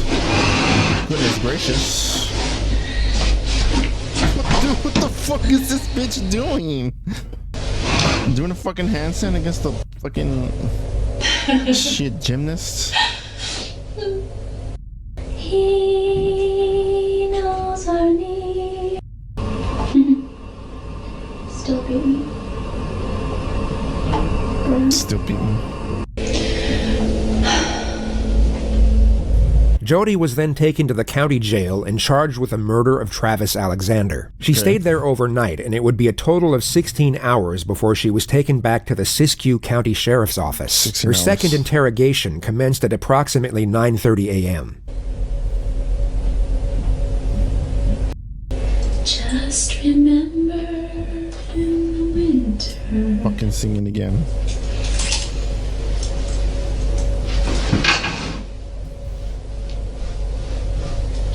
She got an itch somewhere? What the hell? I got lice. Alright. Female interrogator. If you want to go ahead and stand up for me, as I take these cuffs off, just go ahead and put your hands down at the waist, okay?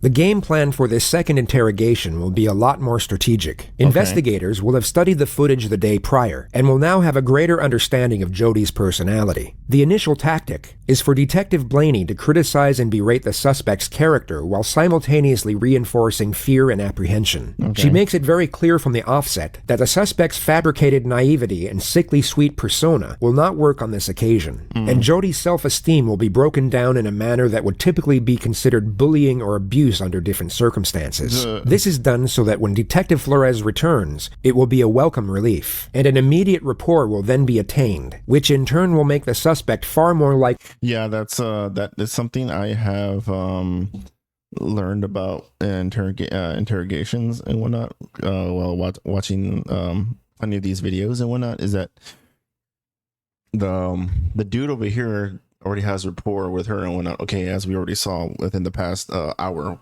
in that first interrogation and whatnot, and he's he's basically the good cop and whatnot. Okay, even though he is like, telling her that you did this and blah blah blah, got evidence against you that I can put you away, but he never yelled at her or berate her in a manner that would be considered being treated as hostile or anything like that, So, his demeanor was like, calm, stoic and whatnot, just giving her, the dealio of like what was going to happen and whatnot. Right. So he's already have, that rapport and whatnot, but this woman, the new one, has entered the chat and whatnot, and she's a complete unknown. And like how the narrator said that they've already studied the interrogation long prior to be prepared for this new interrogation and whatnot, so they can extract even more information to build even a more stronger case and whatnot. Likely to cooperate. It's a derivative of good cop, bad cop, and the two investigate. Yeah, basically, he's the good guy and whatnot. He's gonna be alone basically with this woman and with the woman cop and whatnot, and probably for like the same length of period as the first interrogation and whatnot, for like about an hour and a half or so. And like, of course, once she's still getting once she's getting cooked and whatnot, her feet is being held under the fire. I forgot the name of the cop over here, but Mr. Good Cop over here is going to come in, and she's going to look towards him and whatnot, as you know, as the ray of sunshine, her savior, basically. It's a dirty trick and whatnot, but you know, Investigators execute. This is also why when you're in this situation, you call a fucking lawyer and don't say shit. This technique in a near perfect. But this fucking idiot had to, you know, ramble on about nonsense and bullshit for a good fucking, you know, 2 hours in the first interrogation manner. Detective Blaney's time with the suspect is essentially a non-stop psychological onslaught, which is sometimes executed in a passive manner, while other times in a far more direct manner. During the latter stages of the bad cop procedure, Jodi will be asked if she would prefer to speak with Detective Flores instead. This question is posed a total of 5 times, and only on the 5th time will Jodi finally give in and admit that she would. This will give her the impression that when Detective Flores finally returns, it was all her doing, rather than a calculated and prearranged strategy. That's clever. That is clever.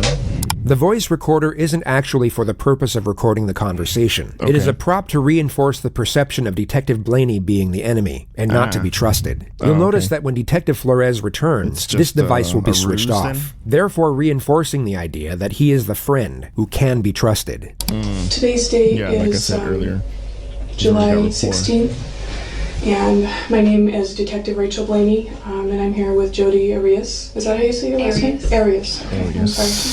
This is just formality, and this is, you know, if I have to, you know, write up a report of what we talked about, at least I know word for word, you know, what you said, and there's no mistakes. Mm-hmm. Okay. The reason that I wanted to talk with you this morning, there's a couple of reasons, actually. Let me say this. It's obvious to me that, you know, you're not our typical suspect. You know, you come from a good home, a good family. Your parents obviously care about you. That was evident, you know, when they talked to him yesterday. And you're a bright girl. Probably more intelligent than you were letting on yesterday. And positive reinforcement? There's no question in my mind or any of the other investigators' mind that you were the person that took Travis's life. But what I need to know, or what I'd like to know, and give you the opportunity to do, is determine whether, you know, you're a cold-blooded, cold-hearted murderer who slaughtered this guy, or are you somebody that got caught up in circumstances and things got out of control? When this hits the news, putting it mildly, actually, and it will, it'll go to the media. Because it's putting it mildly, because it's also, if I'm not mistaken, premeditated also. Do you want to be portrayed as that cold-blooded, cold-hearted murderer? Because the media loves that. Of course. I'm trying to help you out. That's one thing too. I'm trying to give you a chance to make things right. You know, show the families that you do have some remorse. Yeah, as you notice that the demeanor with her now is that she's like not even paying attention to the interrogator and whatnot. While with the other interrogator, who was a male, she was like, you know, being all like the narrator said, as a soft-spoken, innocent-ish type behavior and whatnot. And she's like, nah, because I think also this is also like a psychological thing and whatnot that I also learned that has to do with the women behavior and whatnot, is that you know, other women who are like say in this kind of position and whatnot, will shut down and like not even, want to respond to a female interrogator or whatnot compared to a male one and whatnot, because they think they can, use their charm and flaunt and bat their eyes at them and flirt and whatnot, think that they can, persuade a man to sway to their side, But when you continue to deny when it's obvious that that's not the case, you appear to be the cold-blooded killer. And things are going to start moving real fast here for you. This is kind of a pause, before things, start getting heavy. This is your opportunity to help yourself out. We don't need you to tell us anything. I'm doing this for you. Okay. It's a matter of, do you want to take control of your situation? Probably not. And paint the picture of who you are, because you're the only one that knows that. The professional ruthlessness of this investigator is quite astonishing. The demeaning and sarcastic tone she manages to superimpose over straight facts is gripping to witness. Was it a matter of, like I said, this guy, Travis, building some sort of, what you thought was some sort of relationship, were you hoping for marriage? Is this something that you were hoping for? Was he leading you down that path? Did he take advantage of you? Were there promises made that were broken? Did he betray your trust in some way? I don't know. Only you know that.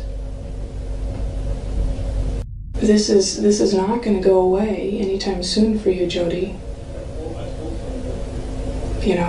You're a young woman, just starting your life. You had a lot going for you.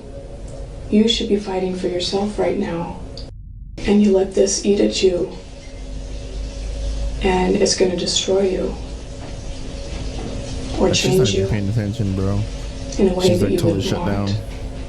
Jodi manages to veer off on trivial aspects of her and Travis's relationship that paint her in a positive light. Officer Blaney makes it very clear that she has far less patience than Officer Flores. With what appears to be a very sympathetic tone, she will snap the suspect's focus back to the element of the murder. As much as I love Travis, I just have always, there's something inside that says he's not the guy you're going to marry. So then what was it? What was it that led up to all of this? I mean, there's got to be something. So I honestly don't believe that, that you're cold-hearted and you would just go and just, kill somebody on a whim. Yeah. That doesn't fit your profile. No shit. So what was it that led up to that? You tell me. You tell them. You tell, Travis's family. I'm just trying to fill in the holes there, and just kind of guessing about the emotions. What was it that would make you, so angry or upset? Once Jodi is forcefully brought back to reality, she all of a sudden has nothing to say. The passive yet disparaging tone of the detective must be a very hard thing for an individual to have to sit there and take, especially someone who has used their fabricated sweet nature to their advantage most of their life in order to avoid these types of situations. Yeah, see, not exactly how I worded it and whatnot, but that's pretty much right on the money and whatnot, because even she knows that her bullshit is going to work on a female cop and whatnot. It just doesn't.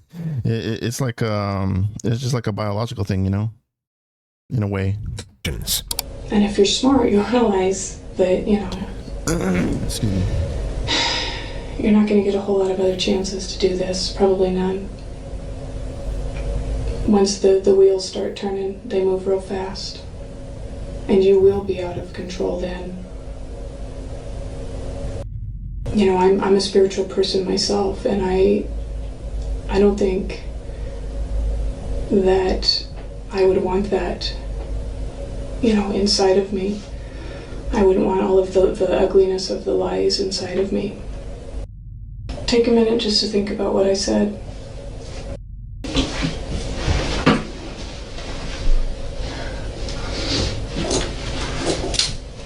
Runs at the table for some kind of comfort.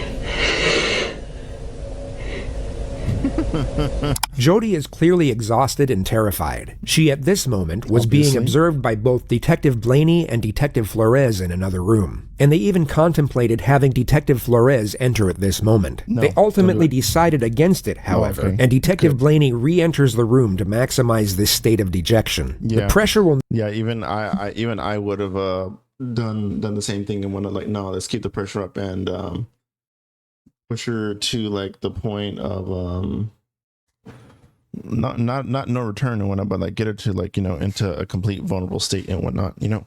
Basically, like, obviously the berating and badgering is honestly wearing her down, and who knows how long has she's been, like, you know, been awake, and, you know, to be put into this interrogation room. I mean, even though it's, like, you know, 46 some minutes and whatnot, almost to an hour, we still don't know whether if you know, if the time here prior, what she's been up to, whether she's been awake or asleep and whatnot, who knows. Now be increased to a considerable degree. So they're amping Maybe up I the did pressure. have a wrong picture of you.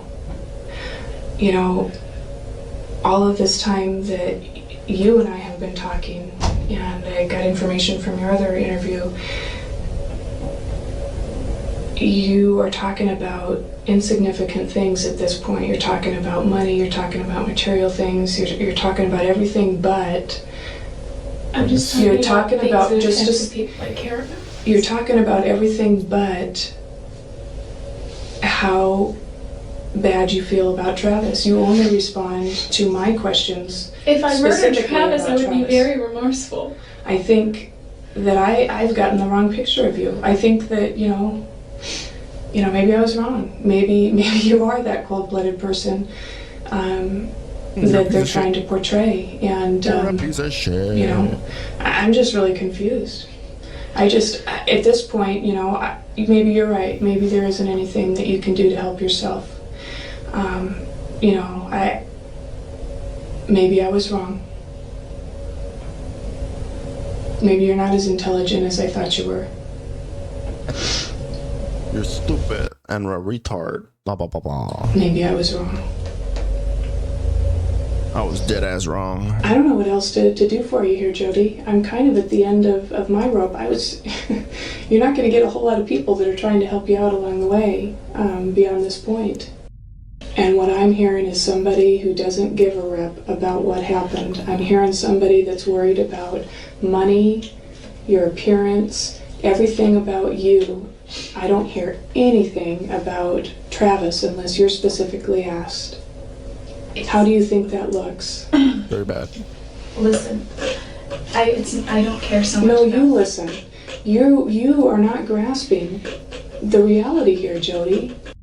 You are acting like the person that I portrayed, the ugly, cold-blooded murderer. Every time Jodi breaks down, the detective immediately focuses on Travis's family. She makes it abundantly clear that she has absolutely no sympathy for the suspect despite her best efforts. I know Travis's family is struggling with why, and that would be the one thing that would give them closure.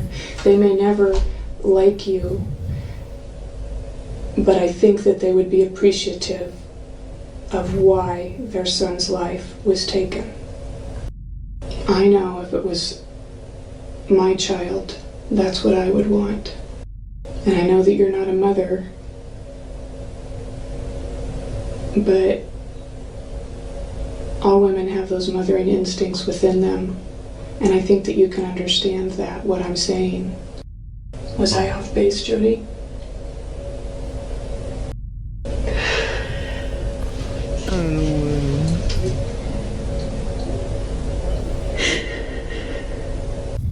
Could you be clear just so I could hear? Sure.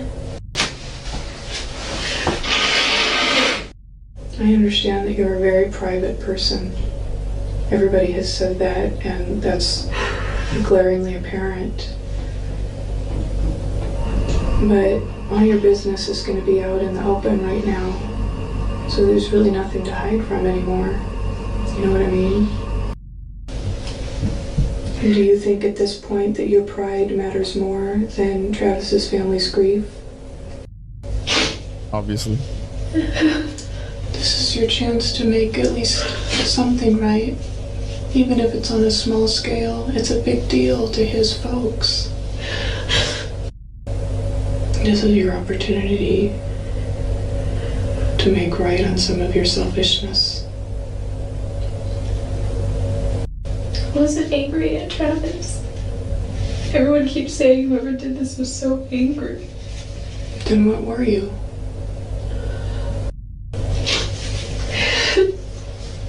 Were you jealous?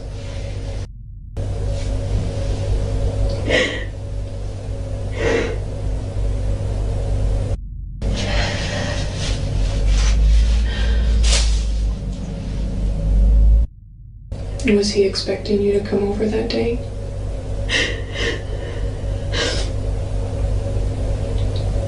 He wanted me to. I told him I wasn't going to. So was it a surprise that you actually showed up? Jodi prepares to set off on another tangent about photography, but gets shut down right away. The detective doesn't allow her thoughts to keep wandering off on something unrelated as a means for attaining a brief distraction from reality. I mean, obviously, because in the first interrogation with the male cop, the male officer, he basically let her do a lot of that and whatnot. It was only up to the point where, like, of course, that he was like getting a bit annoyed and whatnot. He's like, okay, shift focus back onto the topic at hand. I got pictures of him once shaving, and then he was already weird about that. Well, Jodi, when you say things like that, it's obvious to me that you don't want to do the right thing for the family. You don't want to unburden yourself. You don't want to give them closure. And you're jerking my chain. And I don't appreciate my chain being jerked. I'm tired of playing games. I'm tired of skirting around it. I thought that it would be easier for you to talk to a woman, to say what you need to say to a woman. Sometimes it is.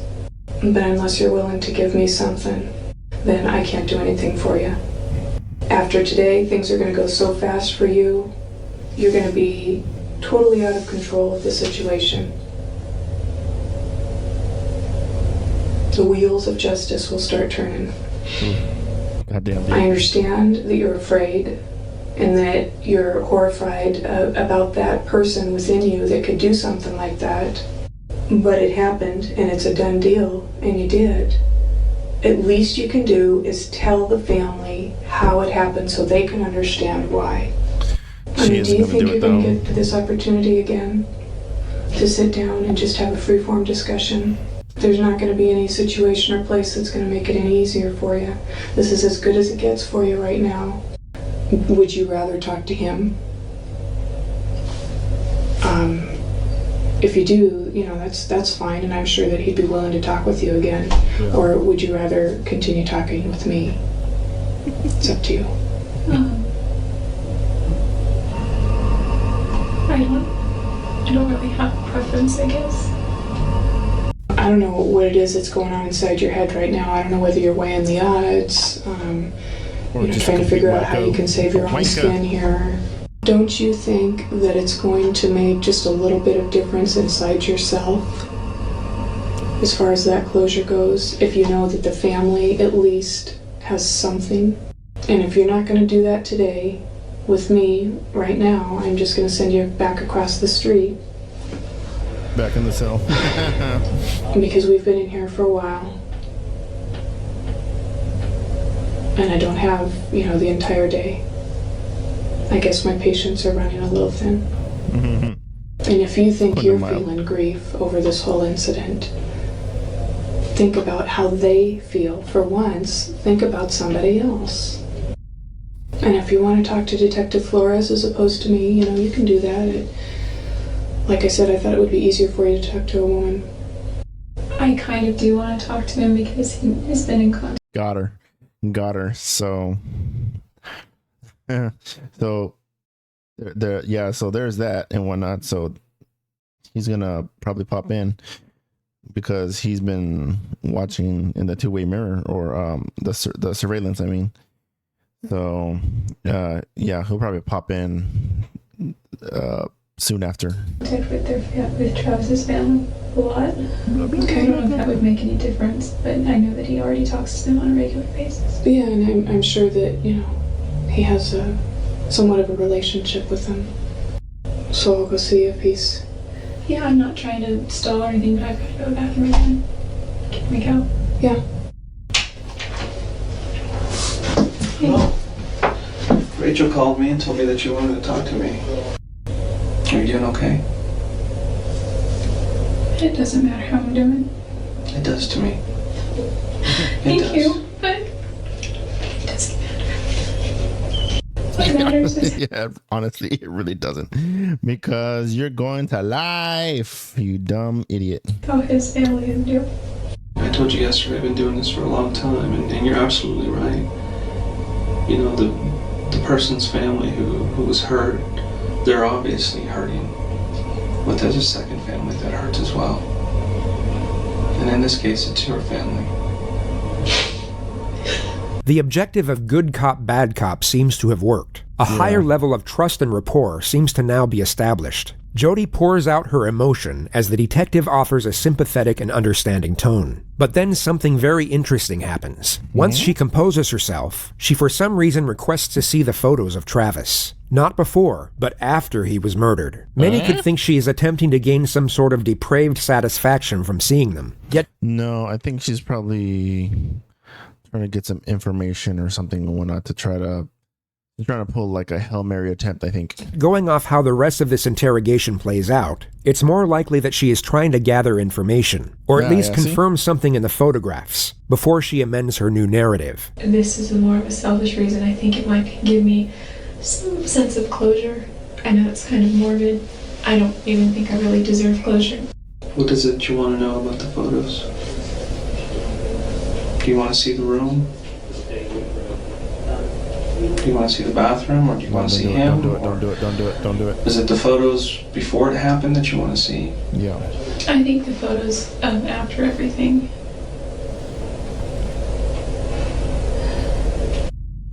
I won't show you those. Is there any that you can? Nope. No, Nope. Sorry. Nope. Not gonna happen. I can't do that. We had a difficult time identifying who he was an upper hand, by the bro. time we Fuck got off. there.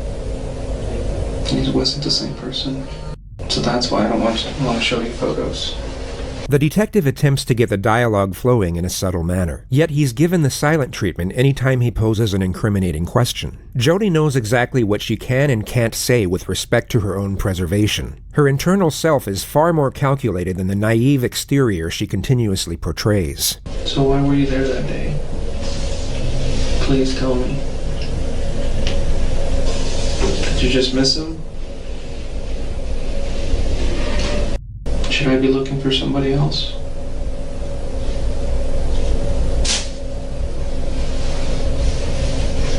Was there anybody else with you besides you and Travis? Are you protecting somebody else?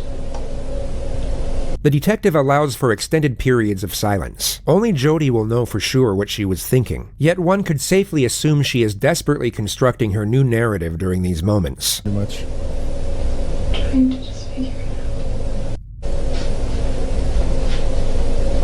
I'm just trying to think. What happened to me today and from here on out? If I just told you every single detail that I know, and I gave you a confession.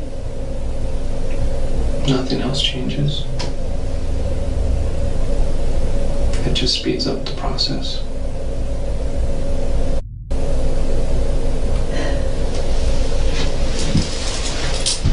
It's all really blurry. It really is blurry. It's all a blur. Can I please see those photos? No. Don't do it. Why did you throw the camera in the washing machine? We found blood in the downstairs bathroom where somebody had tried to wash their hands. There's blood on the outside of the washing machine. There's little things that give us clues to what you were doing afterward. Everybody says he just leaves his doors open when he's home. Trusts everybody.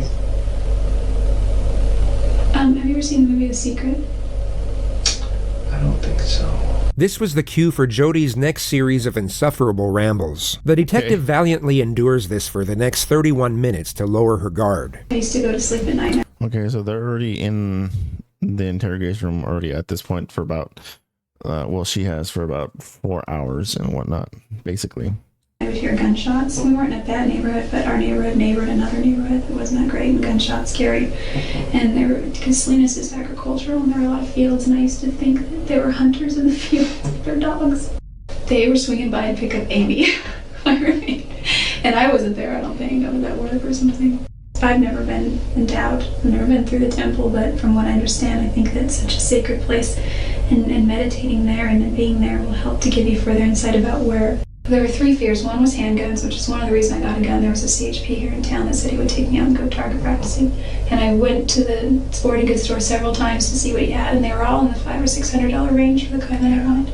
So they were too expensive, but then there was this one, it was cheap. Jodi's dialogue eventually winds up on the subject of Travis, and how Travis was private about the shower. The detective seizes the moment to catch Jodi off guard. He subtly poses a highly incriminating question in a jokingly manner. He was very private about the shower, Is that why you were taking pictures of him in the shower? No, no. She doesn't deny she was there, only that she wasn't taking the pictures for that particular reason. She doesn't refute what is essentially an accusation, only a part of the context within it. This seems to be the moment where Jodi realizes the holes in her story are beyond repair. She has to admit she was at least at the scene of the crime, and will now start to scramble her thoughts to garner the most self-preserving. And it's usually enough to... that can be basically enough to incriminate her, basically, regardless. Storyline. Trying to get back at him. No,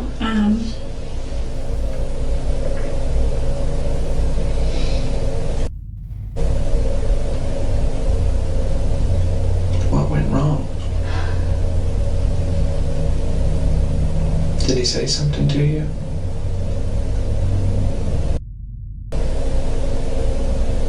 What did you do?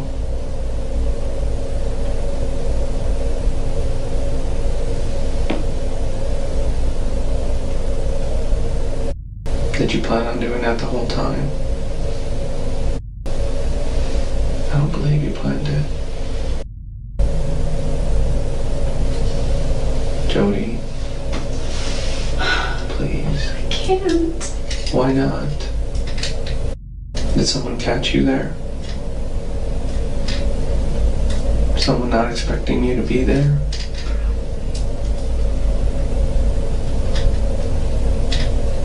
They would have seen my car.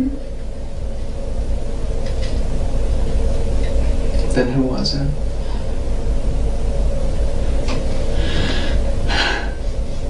I don't know their names. Listen, I can tell you. I can tell you everything that I know or that I remember. Okay. What do you remember? Is there any way I can see those pictures? No. No, not right now. Can I see them soon? I will. You need to start letting me know what happened. Okay. You're telling me that some other people were there. Oh, this is okay. Yeah, and I remember now. I think she's gonna start fabricating a story that that he was killed by some robbery or some shit like that, right? Shower. I don't remember if this is his shower and the sink is over here. I was right here taking pictures, and I don't really know what happened after that exactly, except I think he was shot. Because if I remember in the during the court was that they were going down entertaining, well, maybe not entertaining, but they were looking into the story of what she's about to say right now. I think was that somehow some robbers entered the house and whatnot, that they were while they were doing their little rendezvous liaison and whatnot, and she got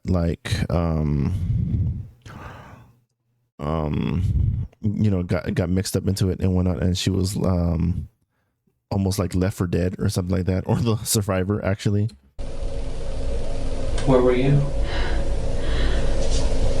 If this is his shower, and he's sitting here, I was like, well, if this is his shower, and he's sitting here, I was like right here on my knees, and his bathtub is right here, and I was taking him here, and I was just going through the pictures, and I heard this loud ring.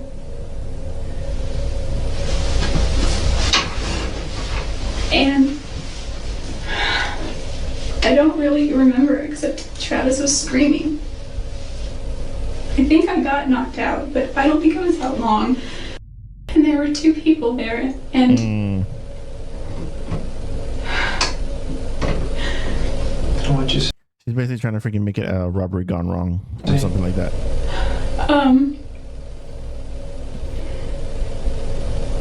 I remember putting my hand on his back because he was on all four of his knees. He was like on his knees like this, doing something like this or something like, I don't know. And I was like, are you okay? What's going on? What's going on? He's like, go get help, go get help. And I said, okay. And I turned around. There were two people there. One was a guy and one was a girl. I couldn't tell that at first, but you could just see one was a girl, and I assumed the other was a guy because their build, and then their voices. Travis was screaming the whole time. He wasn't screaming like a girl. He was just like he was in pain, like he was like shocked, like you know. What happened, Jodi? What did you see? I took it out like a little bitch. You know, you gotta hand it to her for freaking for people like this to freaking come up with these convoluted fucking stories and whatnot, dude. It's fucking entertaining though. I ran. You think she probably would have put that into you know, freaking profession and making children's books and whatnot, instead of like, you know, being a freaking a murderer to be sent to life? God damn, dude. He was still like conscious and still alive, and But you just left him there. no, I ran into the closet and he stopped me and he didn't touch me. He was just held the gun to my head and he was like, you don't go anywhere. And he told the other girl to finish it. I didn't see. He told me to stay there and not to move. And where was that, in the closet? No, it was She describes that the male stopped her from leaving, and then goes into detail about how her phone wasn't charged and how she forgot her phone charger. She then describes how she valiantly tried to save Travis from the female attacker. She was over him, and I just rushed her and I pushed her. In the next moment, she will state that the assailant comes back when she never went anywhere to begin with. Okay. I got Travis, and he wasn't like standing up really. He wasn't really doing much, and I was trying to get him, and Female attacker. she came back. I got him kind of far, like right here. She came back. He was starting to just get weaker and weaker. Weaker and weaker. Losing And a lot this guy of came back in. blood because you stabbed him. And she said that they needed to do me too because it was there. And he's like, no, that's not why we're here. From what you're telling me, she was the aggressive one and he was the more passive. Yeah, I mean, there was definitely aggression as far as, I mean, I don't know what you define aggression by, but like there was definitely a sternness. So it seemed like they knew him, obviously. Yeah, but he didn't seem to know them. I mean, he was a little out of it, plus they had masks on anyway, but he didn't express any kind of recognition.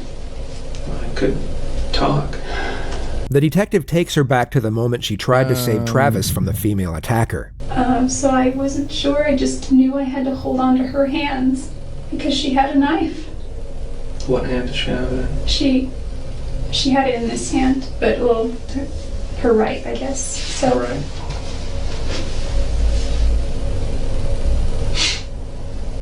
I just said, come on, come on.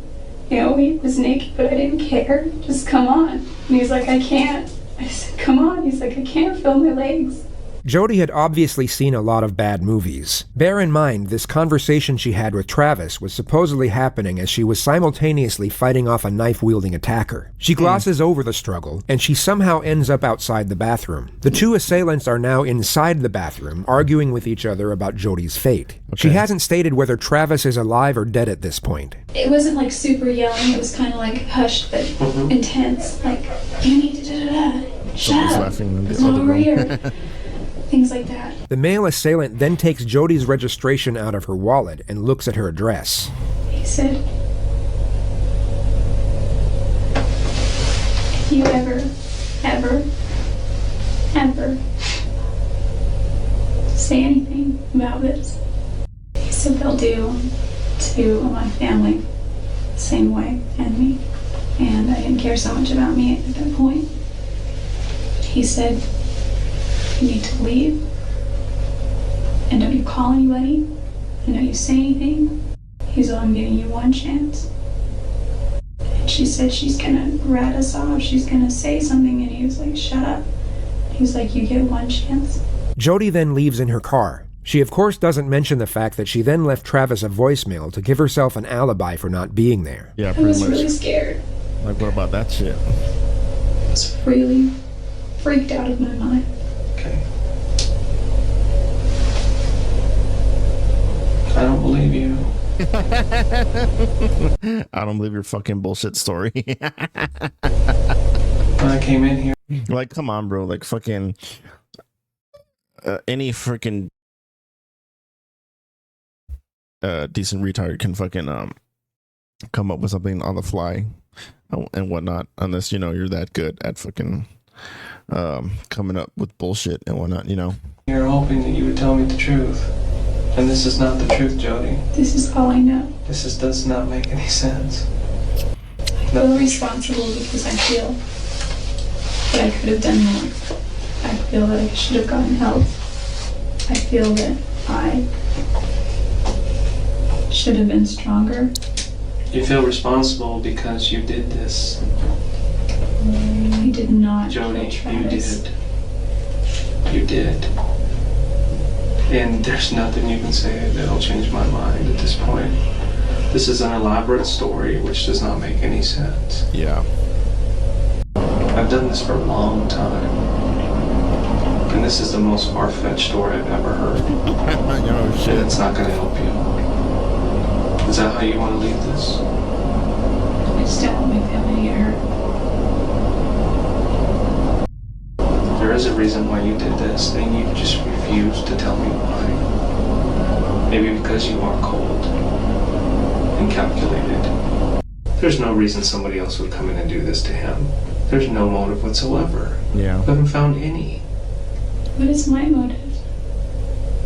Jealousy, anger, fear, if you're being alone, angry at him for not keeping you in his life. I don't know. That's why I'm trying to figure it out. There are so many motives with you.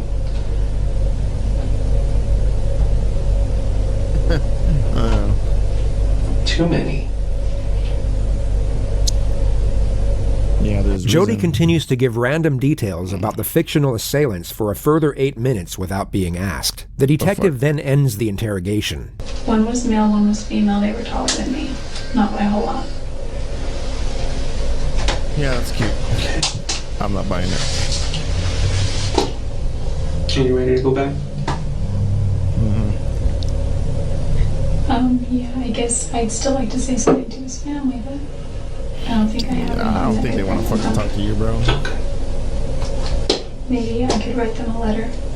Even as the detective is leaving the room, Jodi attempts to add further credibility to the new narrative and gives more details of the two attackers. I could give you the So best many description. inconsistencies that I don't even want to deal with right now. Okay, I just don't want my family to get hurt. Okay. They won't get hurt. You're hurting them right now by not telling me the truth. Yeah.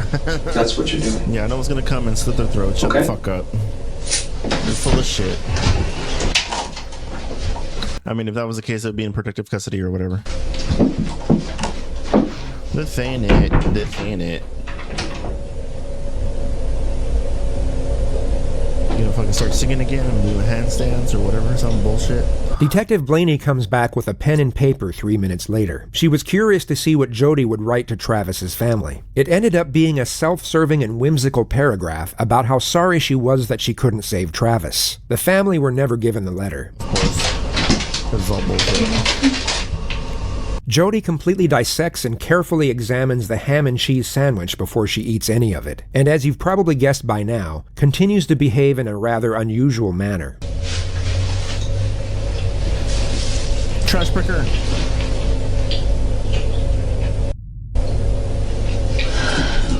Did she even eat it? Probably not. Is she playing with her food or what the fuck? It's okay. You ready to go? I think so. I guess that's really all I needed. Sorry. Don't roll the tape yet. Why was he a good traveling companion? Oh, he was a great traveling companion for many reasons. Traveling with Travis was kind of like traveling with your own personal comedian or serenader.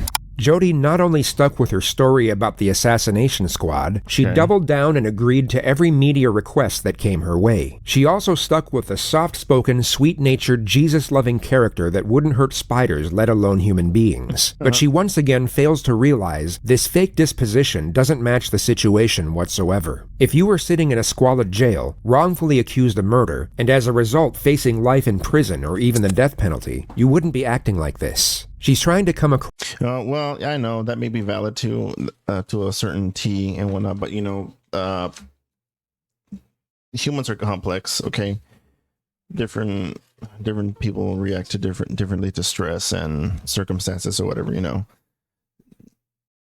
Some would react to situations like this or another regular person would probably be like thinking something wrong with you, looking at you like you're crazy or something like that and whatnot. But it's just their whole demeanor of how they put up a front or how to deal with the situation and whatnot. So yeah, I think everyone, the human beings in general, it's just human nature and whatnot. Whether it could be a positive reaction or a negative reaction and whatnot, that's their own way of dealing with stress and difficult situations and whatnot. Some might be able to handle it quite fairly well and whatnot. Others will try to distance themselves from it and like I said, put up a front and not address it or whatever. Cross is the innocent girl next door, but she just looks like a terrifying lunatic. To know that he was stabbed some 27 times and shot once in the left cheek. Who could have done this to him? I don't know. Who do you think killed him? I have no idea. Assassins. Jodi, you're pretty calm sitting here. How are you managing to stay so calm? Through my faith and through the knowledge of my own innocence. That's the only thing. I would be shaking in my boots right now if I had to answer to God for such a heinous crime. Jodi Arias killed Travis Alexander. There is no question about it. Opening statement. This is Jodi's defense team, okay. And what you just saw was the very beginning of their opening statement on the first day of her trial. Mm-hmm. The date is January 2nd, 2013. Exactly 4 years, 6 months, and 2 days after Travis was murdered. The $1 million question is what would have forced her to do it. They must have figured the assassination story wouldn't go down well with a jury, especially when confronted with the many steps Jodi took to get away with the murder. So the narrative has now changed for a third time, and the defense have to come up with a plausible explanation for Jodi's trail of deception. The hole she had dug herself into was exceptionally deep, and her attorneys are now crafting the rope to pull her out. Jodi did not always tell the truth about what happened that night. She was scared. Scared about what had happened and scared about what she had done. Usually defense, I think defense tries to win the jury over with emotion and whatnot, basically. She had absolutely no experience. Sometimes it works. In certain situations, it does work. With police interrogation before. You don't say. And so when they talked to her, Let's hear that again. She actually. wasn't all You know what? Let's fucking hear that again because that's fucking hilarious. You know. happened and scared about what she had done. She had absolutely no experience with police interrogation before. You don't say. And so when they talked to her, I mean, I think it's fair that the average person doesn't necessarily and whatnot, but usually I think there's even a general consensus that people know what to do when, you know, facing with law enforcement and whatnot, or a person of power or whatever, you know, officials and shit like that. she wasn't always truthful. Her fear and her panic about what had happened led her to tell different stories. Throughout this trial, you will learn more about Jodi Arias. Family. Although not everyone in Travis's family were devout Mormons, all of them were close. He in particular had a very strong relationship with his sister Tanisha. And as you can probably tell, a picture can say 1,000 words. Yeah, she looks fucking pissed, dude. She looks like she wants to fucking murder herself and whatnot as revenge, dude. Look at her, dude. She's ready to fucking throw rounds to that freaking bitch that took away her brother. Much more about Jodi. Shit, I would. You will find that she is an articulate, bright young woman who is a very talented artist and photographer. And so what would have forced her to have Talented in the art of fucking stabbing someone to death for 28 times and whatnot, and then trying to throw away the camera and not being successful at it. to take Travis's life on that awful day? She's a half-a. In order to answer that question, we have to go back to the beginning. The bulk of the defense's opening was to paint Jodi as the naive victim and Travis as the calculated villain. Being a temple member and an executive director of prepaid legal, outward Okay, basically just tarnish his reputation, basically. appearances That's all they have going for them. would be very important to Travis. And so while he continued, Because even though in the beginning of the video I did say that, you know, partially of this whole incident was his own doing as well and whatnot, because he didn't know when to friggin' just like kick the bitch to the fucking curb and just like, you know, move on with his goddamn life. But then again, I guess I don't know, any weaker man would probably fall to those set of circumstances too. this facade of being a good and virginal Mormon man, he was inwardly dealing with his own sexual issues. And in Jodi, he found somebody who was easily manipulated and controlled. Someone who would provide him with that secretive sexual relationship that he needed. They also mentioned that Travis was violent with Jodi on several occasions, that he would fly into these sudden rages for almost no reason, and that Jodi was terrified of him. They end their statement with Jodi's latest account of how Travis was killed, which is now a case of justifiable self-defense. The attorney gets to the moment Jodi was taking pictures of Travis in the shower. Jodi accidentally drops Travis's camera. Okay. And as that camera was falling, that was enough for Travis, because he lunged at Jodi in anger, knocking her to the ground in the bathroom where there was a struggle. Jodi's life was in danger.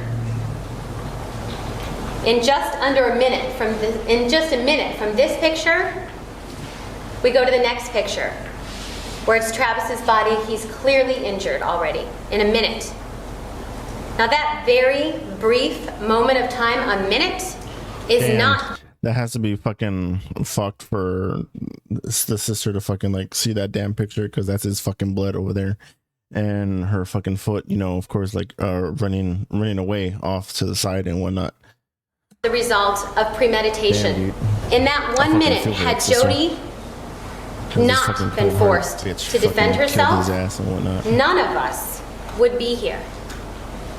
In that 1 minute, had Jodi not chosen to defend herself, she would not be here. Waste of human skin. This is not a case of who's done it. The person who done it, the person who committed this killing, sits in court today. It's the defendant, Jodi Ann Arias. And the person that she's done it to is an individual by the name of Travis Victor Alexander, a former boyfriend of hers, an individual that she was in love with, an individual that was a good man, an individual that was one of the greatest blessings in her life. And this love, well, she rewarded that love for Travis Victor Alexander by sticking a knife in his chest. And you know, he was a good man, according to her. And with regard to being a good man, well, she slit his throat as a reward for being a good man. And in terms of these blessings, well, she knocked the blessings out of him by putting a bullet in his head. She took the knife and began to stab him when he was in that defenseless sitting position.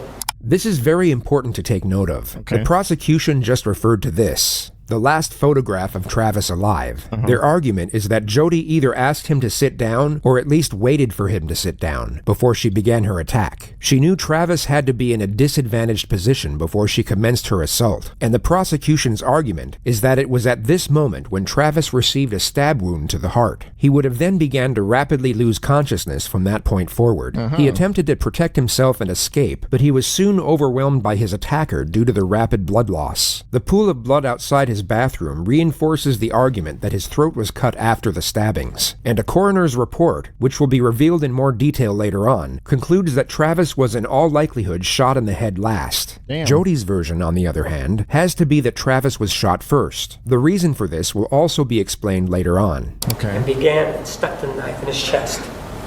He struggled. He grabbed the knife. And when he grabbed the knife, of course that resulted in more blood. I pushed the girl who was there, and I was able to get the better of her, and I was about to run out, get out and go get some help.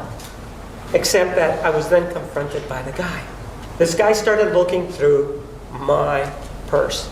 And lo and behold, in my purse, believe it or not, I happen to have my car registration that shows my address, because that's what I carry around. So they knew, they being this guy, knew exactly where I lived.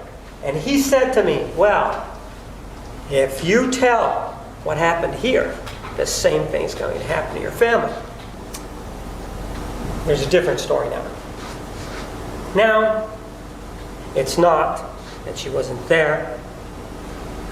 Now, it's not that it's two people with whatever variation she may have provided to these national shows. Now, she admits it. It was her. She's the person who actually did this. And even though she says that, she still has a view as to the evidence. This is exhibit number 248. No jury is going to convict me. Why not? Because I'm innocent, and you can mark my words on that one. No jury will convict me. I also ask that you mark her words while you're marking the guilty verdict for her premeditated killing of Travis Alexander. Jodi spent 18 days on the stand. When she knew what questions were coming, and when completely uncontested, she was very much in her element. She was able to respond to the questions instinctively, and her dialogue came out in a confident and natural manner. You could tell she had each and every one of her responses planned to a T, and had considerable faith that her manipulative prowess would ultimately save her. I don't know why, but they were Spider-Man, and... At this point in the trial, the defense had already detailed how Travis was physically abusive, sexually overbearing, and a deep-seated pedophile. Jodi stated that she caught him on his computer looking at images of children, and that Travis had even asked her to wear Spider-Man underwear during sex. The next segment is Jodi's supposed theory as to... Okay, that part I don't think I remember and whatnot, or heard about that. They were trying to paint him as a freaking PDF file. Why Travis had such a request. I do know, however, that the year prior, there's a child he was close with that really liked Spider-Man. I don't know if that had anything to do with it, but he was very much into Spider-Man. I don't know who that is, but even this guy is like, what the fuck is she talking about? Might be one of Travis's friends. This is the reason why she never left Travis after finding out about his pedophilic urges.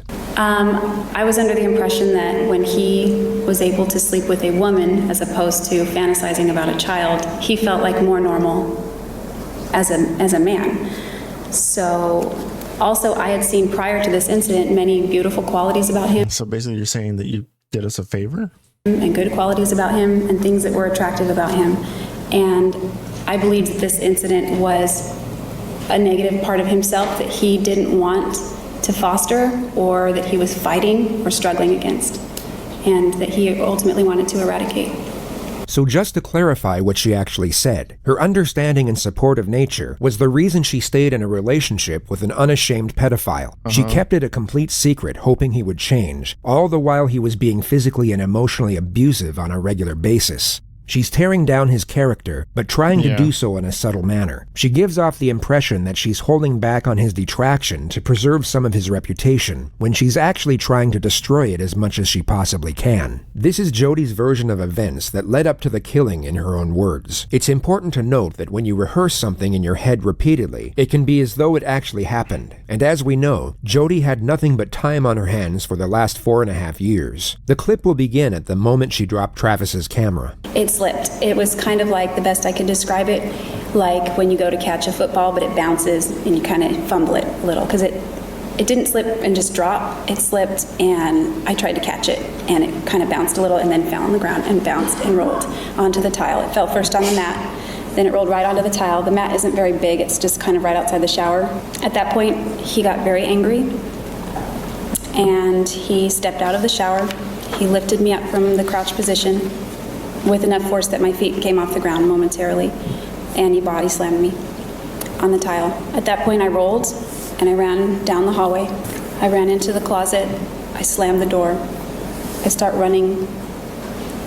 If you are looking at the diagram, it would be on the left side of the seat. I began running that way with my initial intent to probably run out this door. I instead went for the gun. According to Jodi, a gun was hidden above the shelves in Travis's closet. She had discovered it a month earlier while cleaning. I grabbed the gun. Right about then, Travis was opening the door. I grabbed it. I ran out into the bathroom. He ran, I believe, straight. But if that was the case, like, you know, didn't she also say in the interrogation room that she got a gun and whatnot and she was carrying it with her in her car or some shit? Toward the door as well. At that point, I had run out of the bathroom and I turned and I just wanted him to stop, so I pointed the gun at him, hoping that that would just make him halt. And it didn't. Instead, he lunged at me right around the time that the gun went off. And I didn't mean for it to go off. This is why her version has to be that Travis was shot first. According to her, it was all an accident. There was no intention to actually kill, and Travis's death was the unintended result of his own senseless aggression. So you might be wondering how she can explain the 27 stab wounds and the laceration to his throat. We fell with pretty good force down in the corner, near 15, but not quite that close. It was kind of near the sink, kind of, sort of that area. And he fell kind of on top of me, but to my right. I didn't want him to get on top of me. He was grabbing at my clothes. He was trying to get on top of me. I don't know where the gun went at that point. It was not in my hands anymore. If it got knocked out of my hands or if I dropped it, what. I broke away from him. And as soon as the moment I broke away, that's when he threatened my life. Just to be clear on what Jodi is talking about, after she accidentally shot Travis in the head, he wrestled her to the floor, but she then managed to break away, at which point he screamed the words, "I'll fucking kill you, bitch." I'd have no clear memories after that. Interesting. At all. Things began to get really foggy after the gun went off. So there it is, her explanation as to why she slit the throat and continued stabbing the man she had no intention of killing is that she can't remember. The trauma of the situation caused complete memory loss, but she's able to detail how terrified she was right before her recollection goes blank. Right. It's hard to describe the fear. It was like mortal terror. It really was. When he was trying to get on top of me, I thought he was, and then he threatened my life. I really thought he had intentions to kill me. So I don't remember any specifics of what happened right after that point. This is her explanation as to why she never called the police once she came to her senses, and also why she went to such lengths in order to cover up her involvement. I didn't want people to know the kinds of things that were going on in our relationship. I felt that if I told police Travis attacked me, I would have to give explanation as to why he attacked me. And if I gave explanation as to why, I would have to go back through the different incidents that we'd gone through and how those things didn't really begin until after I walked in on him. I believe they were related, and I didn't ever want to go there. So it was all convoluted, and I thought that by Convoluted my ass. saying that would open the door to that, to that, to that. And I didn't want to de-edify him. So just to abbreviate what she said, it was all to protect Travis's reputation. The Yet you're fucking diminishing it by saying he's a pedophile and whatnot. final strategy from the defense is to portray self-blame from the defendant. It's a subtle ploy to make it seem as though she's not even trying to appear innocent, and thus give credibility to everything she had stated up to this point. Have you Self-defense. forgiven yourself for not finding another way out of the situation you found yourself in on June 4th? No, I think that if I had just left before any of that happened, I have a million regrets. I mean, I was scared of him and I reacted, but I will always regret everything about that. Do you blame yourself for not taking some other alternative measures? Yes, I think maybe if I had handled the gun properly and I meant to just point it at him, I thought it would stop him. And maybe he wouldn't have gotten as angry as he did. Maybe he wouldn't have threatened to kill me. I don't know. Ma'am, you remember having a conversation with Detective Flores of the Mesa Police Department back on July 15th of 2008? Yes. And this was the day that you were arrested, right? Yes. What's fascinating about this prosecutor's approach is that the vast majority of his cross-examination doesn't even challenge Jodi's new storyline. He simply asks specific questions within it. He puts a microscope under certain elements and lets the absurdity of it all speak for itself. And during that time, you told him something, and let's take a look at it right now. I think you can help us. I would love to help you in any way that I can. Okay. That's not true, is it? I don't know. I guess it depends on what help means. Yes or no? Were you there to help him? I don't know. Were you there to tell the truth? No. No. Obviously. That wasn't the truth, was it? That you were there to help him, was it? No, that was not the truth. You'll notice that Jodi has a hard time agreeing to details that actually conform to her own narrative. The tone of the prosecutor puts her on the defensive, and she... I mean, actually, even during that line of questioning, was pretty much beautifully set up and whatnot. I mean, the prosecutor is freaking based right now, dude. tries her best to avoid agreeing with what he's saying, even though the actual context of his dialogue correlates with her own defense. Okay. And in fact, you were there for a different purpose. You were there so that he wouldn't get the truth, right? No, I was there against my will. There's nothing that the detective ever did to get you to say whatever it was that you said at the first interview, right? Yeah, because otherwise that'd be coercion. Not that I recall. Well, again, we're with the memory issue. Ma'am, are you having problems remembering what happened back on July 15th of 2008? Yes. No. So he didn't do anything then, right? Anything what? What are we talking about, ma'am? Are you again having problems understanding what's going on? Your Honor, if she can't understand his questions, that's... Let me answer. I don't understand his question. Ma'am, Okay. The stenographer's reaction is like, he's freaking, the freaking stenographer is like fucking, yeah, I'm calling bullshit on that one, dude. detective didn't do anything during the interview to cause you to lie, right? No. Because otherwise that'd be coercion, and then your case would practically be thrown out, basically. So with this interview, you then started to talk about whether or not you had been in Arizona, right? Yes. You said no, you hadn't been in Arizona, right? That's right. That's an absolute lie, right? Yes. And the reason that you didn't want to admit to being in Arizona is because you knew that you had killed Travis Alexander, right? Yes. Ma'am, after that interview, you then had another chance to have a conversation with Detective Flores the next day, right? Yes. And again, it was a voluntary conversation, wasn't it? Yes. And it was the same situation as the day before, right? He sat down, he asked you questions, right? Bro, this is a fucking textbook example of how to fucking set up good questions and whatnot. If this video, or at least like this this point right here, to show lawyers, student lawyers, process of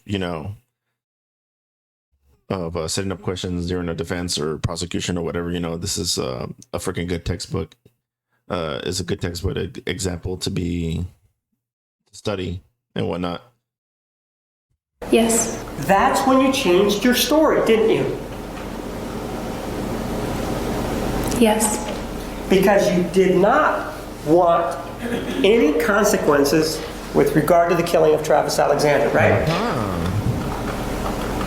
I wasn't concerned about consequences at that point. Cross-examination on the actual killing started on day 39. At this moment, Jodi has already explained that she dropped the camera, and already been like a month and a week within the prosecution, or the trial. Body slammed by Travis, rolled away, and had just ran into the closet to get the gun. So then you just said that you were going over to the closet area to get the gun, right?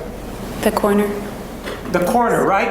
And as you are in that corner, he's coming in through the door, right? Yes. But man, this is a very small closet, isn't it? No, it's bigger than the cell that I live in. It's bigger than what? It's bigger than the cell that I live in. It's not a small closet. Ma'am, we don't want to know where you live in. Do you understand that? I'm just using that as reference. It's not small. Do you understand? Did I ask you where you were living? No. We're clear, right? We do not want to know where you're living right now. You understand that? Okay, sorry. You run into the bathroom, don't you? Yes. You're in a hurry, right? Yes. You want to get away, right? I want him to not get close to me. Well, you want to get away. That's what's going on, right? I want him to not get near me. That's what's going on. And so what you do then is, according to you, is you then go in here and then you pivot, right? Or turn around. Yes. You have the gun. Which hand do you have the gun in? Both. So you have it out like this with both hands outstretched? Yes. Correct? Yes. And so you have the gun outstretched and he's still not there yet, right? He's still in the closet. He's coming out the door as I turn. So he's at the door now, right? And according to you, he is on you when you shoot him, right? Not quite on me. I think the gun went off and then he impacted me right shortly after that. And in fact, according to your testimony on direct, he falls on top of you, right? He lunges at me like a linebacker. Jodi used this linebacker analogy a number of times throughout the trial. The prosecutor now asks her to give a visual example. It appeared to have no real tactical purpose, but it was certainly a welcome and somewhat comical distraction for the viewers at home amid the graphic testimony. As he was running... No, just show me. That's what I'm asking you to do, not talk. Show me. Show me the linebacker pose. He got down and... Well, show me the linebacker pose. That's what I'm asking for you to do. Okay. He went like that, and he turned his head and grabbed my waist. Just like that, correct? Pretty much. And he grabbed your waist, right? I can't say it's just like that, but that's what I remember. Well, no, just I want, without talking, just show me the pose. He got down like that. Like that? Yeah. All right, go ahead and have a seat then. After he came at you, ma'am, and that happened. Yeah. Apparently she can't follow directions and whatnot. Did you go down? We both went down. And he's still not dead, right? Definitely not. He's very angry. He's very angry, and this is seconds afterwards, right? Yes. Is he on all fours now? He's on the side of me, grabbing at my clothes and grabbing at me. What happens then? I break away from him, and he screams out, "Fucking kill you, bitch." And then what do you do? I don't really remember. I just remember... I don't remember anything at that point, so I would be speculating. So you don't remember a single solitary thing after that, right? The prosecutor for the next several hours would argue the improbability of that being the case. Okay. The memory loss caused by trauma would put Jodi's mind in a state of disorganized chaos. Yet her next steps were highly calculated, as we all know. Even going by her own narrative, she knew exactly where to strike Travis with a knife in order to kill him. She also cleaned down the crime scene and deleted the photos from Travis's camera. And the bloody paw print.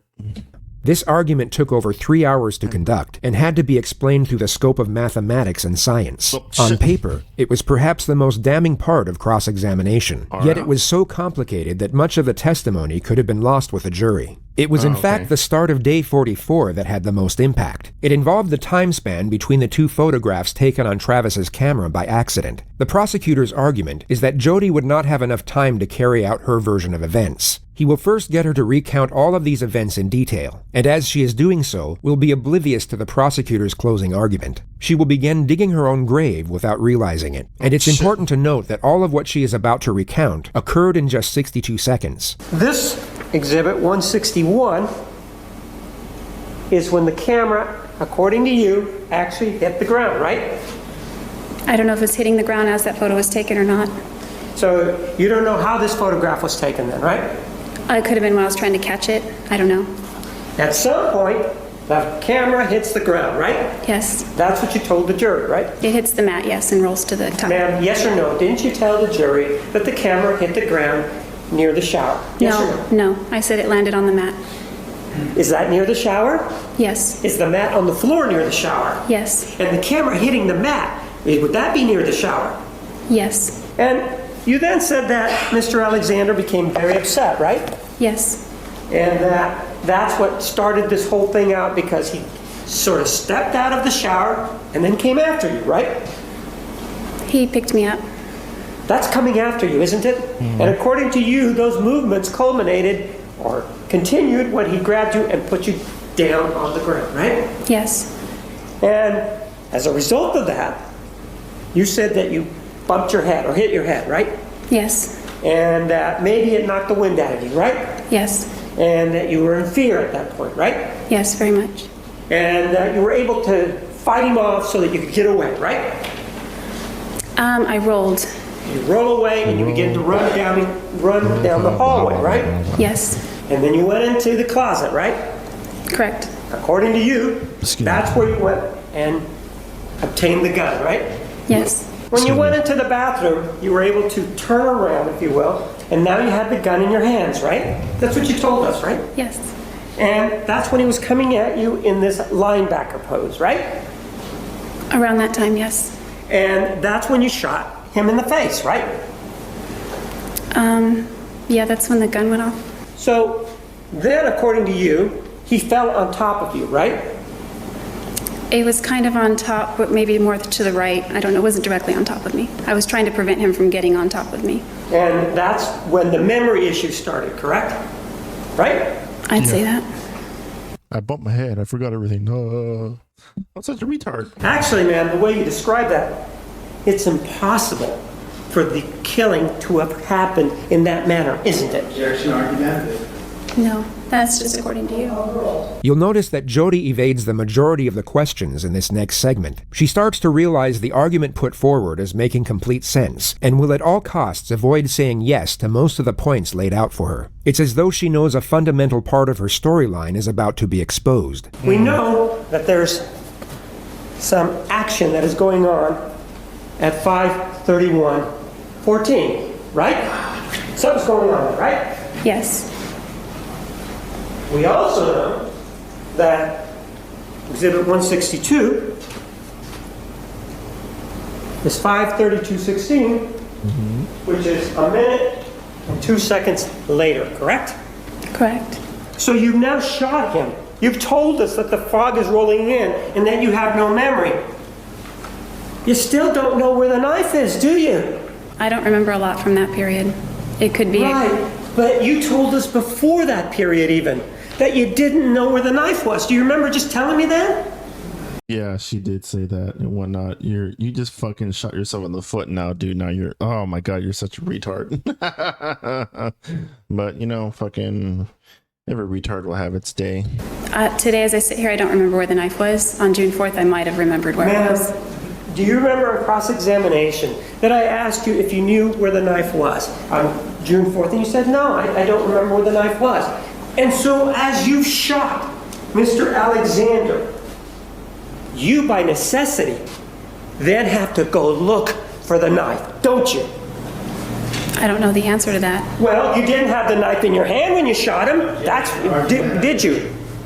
Sustained. Did you have the knife in your hand when you shot him? It's the same question. Overruled. Answer the fucking question. No, I did not. So, that means that if you didn't have the knife in your hand, you needed to go get it from somewhere, right?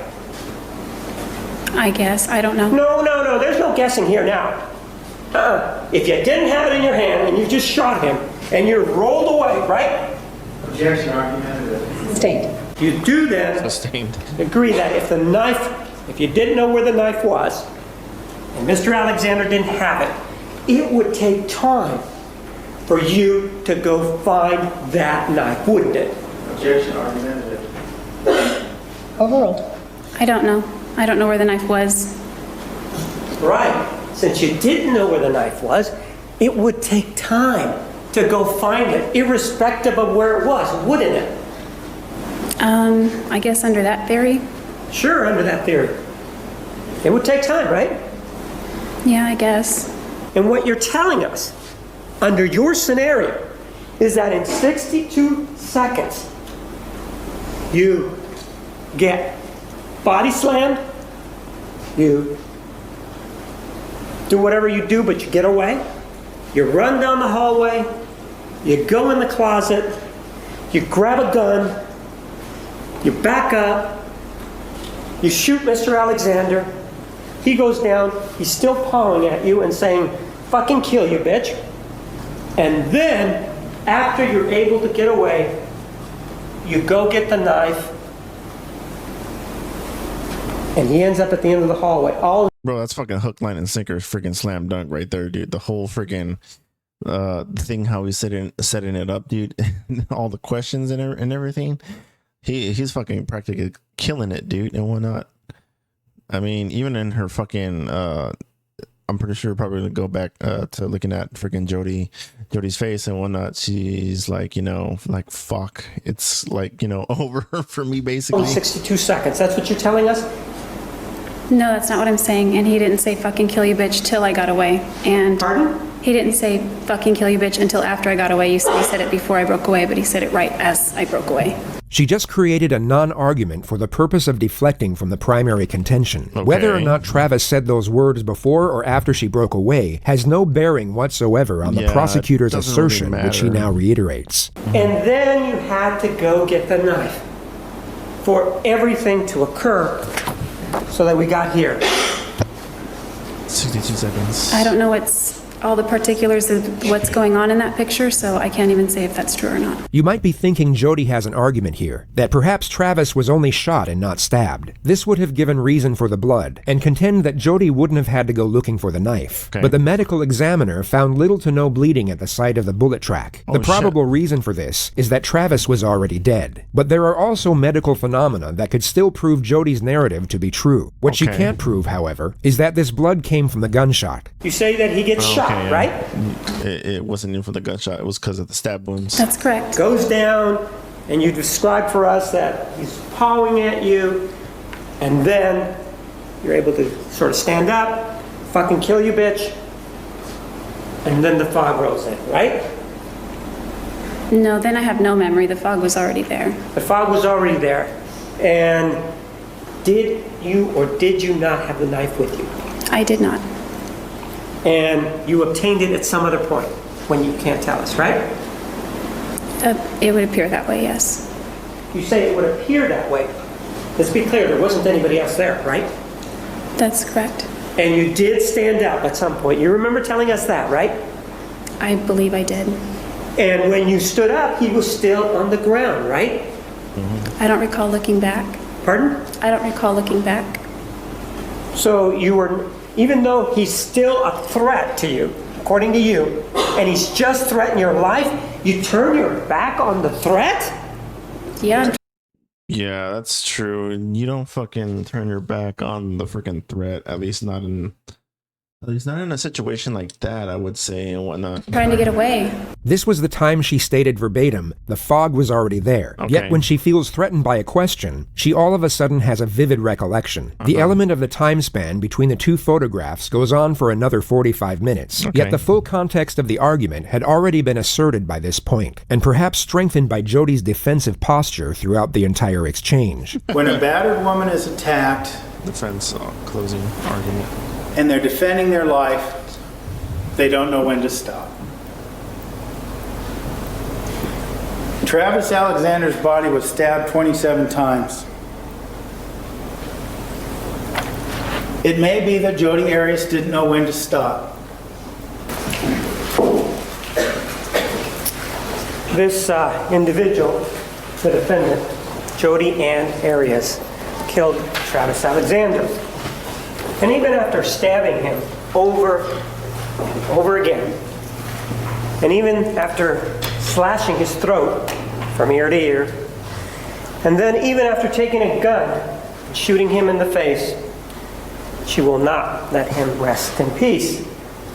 But now, instead of a gun, instead of a knife, she uses lies. This is an individual who is manipulative. This is an individual who will stop at nothing and will continue to be manipulative and will lie at every turn and at every occasion that she has. Everything in this case points to the fact that it did not happen. There are no medical reports, there are no friends, there is no one that can come in and say anything about that. There are no medical records, there is absolutely nothing. There is a direct strike to his neck, which is an indication of somebody who is thinking, damn, this person's not going to live. He may get away from me in the shower. He may get away from me all the way to the sink. And he may stumble his way.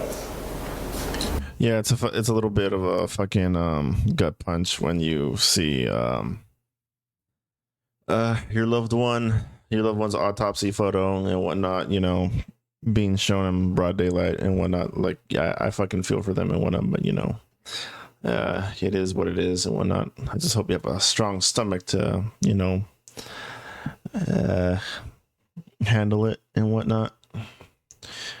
I'm pretty sure, you know, even in this scenario, the judge at hand during before the proceedings makes an announcement saying that if it gets too much for you, you can please quietly step out and blah blah blah, and then you come back in and whatever, you know, what have you. Down that hallway, but you know, I caught him, and now rather than stabbing him anywhere else, right here. So it's a very well orchestrated kill. The other thing that she did is that she created a lie that really involves behavior that is a hot button kind of topic. How horrific it is to be accused falsely of being a pedophile. He's not here. He's not here to say, no, that's not true. And so Snake goes to the computer and doesn't find anything there. Oh, no, I changed my mind. It was actually images. First of all, her journal indicates that there wasn't such an event. Second of all, the text messages also indicate the same thing. And what human being, if that is the allegation, if they really are caring, what human being doesn't go to the police and say, or somebody else, this person is a pedophile? What she does, well, it's the new approach. It's the new approach to pedophilia. What does she do? Well, let's jump in the sack. That's what we're going to do. The State of Arizona versus Jodi Ann Arias, verdict, count 1. We, the jury, duly impaneled and sworn, in the above entitled action, upon our oaths, do find the defendant as to count 1, first-degree murder, guilty. 5 jurors find premeditated, 0 find felony murder, 7 find both premeditated and felony. Guilty. Just a couple of minutes ago, you heard the verdict from the jury. What are your thoughts? I think I just went blank. Just, Your life is over. I don't know. I Fucking just feel harlot. overwhelmed. I think I just need to take it a day at a time. Did you avoid eye contact with Travis's family while you were in there, or did you make eye contact, and what are your thoughts on that? I typically avoided eye contact. Travis comes from a family where they all sort of look a lot alike. So when I see their faces, I see Travis, and I see the man that abused me, and I don't want to look at that.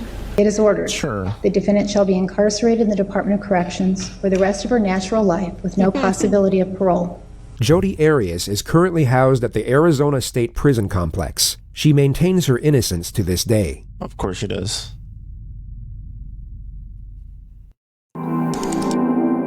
Oops, sorry. No, let's not get into that.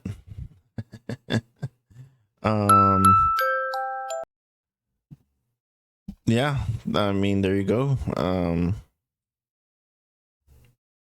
That's all she wrote and whatnot. This woman freaking stabbed Travis, and whatnot, and try to fucking blame it on, go on these different tangents and narratives, saying that he's a PDF file or a domestic abuse, whatever and whatnot. Anything that can probably, to be used to play, to tug at the heartstrings of the jury and whatnot. But obviously, in the end, it didn't work and whatnot. So yeah, we have this woman who's obviously a sickened individual that murdered this this dude. Unfortunately, freaking RIP for Mr. Travis there and whatnot.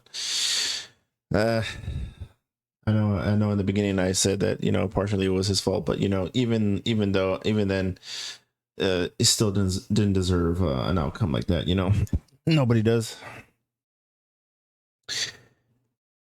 So, if you ever find yourself in a situation like that, freaking call the police, dude, or cut it off, run away. Don't freaking stick around and wait to be, to eventually to become the victim and whatnot. Do yourself a favor at least and whatnot. There's help out there. You can find it. But anyway, guys, that's going to be it for the video. That was the whole thing of, excuse me. That was the whole thing of the video of Jodi and fuck, I can't even fucking speak anymore. It's fucking late. It's 3 o'clock in the morning, guys. That was the video of Jodi Arias and whatnot. Jodi Arias killed Mr. Travis because out of jealousy and whatnot. That was obviously made evident. So there's that. Okay, well, that's gonna be it, guys. So thank you for watching the video and joining the stream on Twitch, and for my YouTube, for YouTube fam, how's it going? I'll leave the original video in the description, so go check that out for yourself and whatnot. And also don't forget to follow me on Twitch and subscribe to my YouTube channel. All right, guys, that's gonna be it. I'll catch you all in the next one. Laters.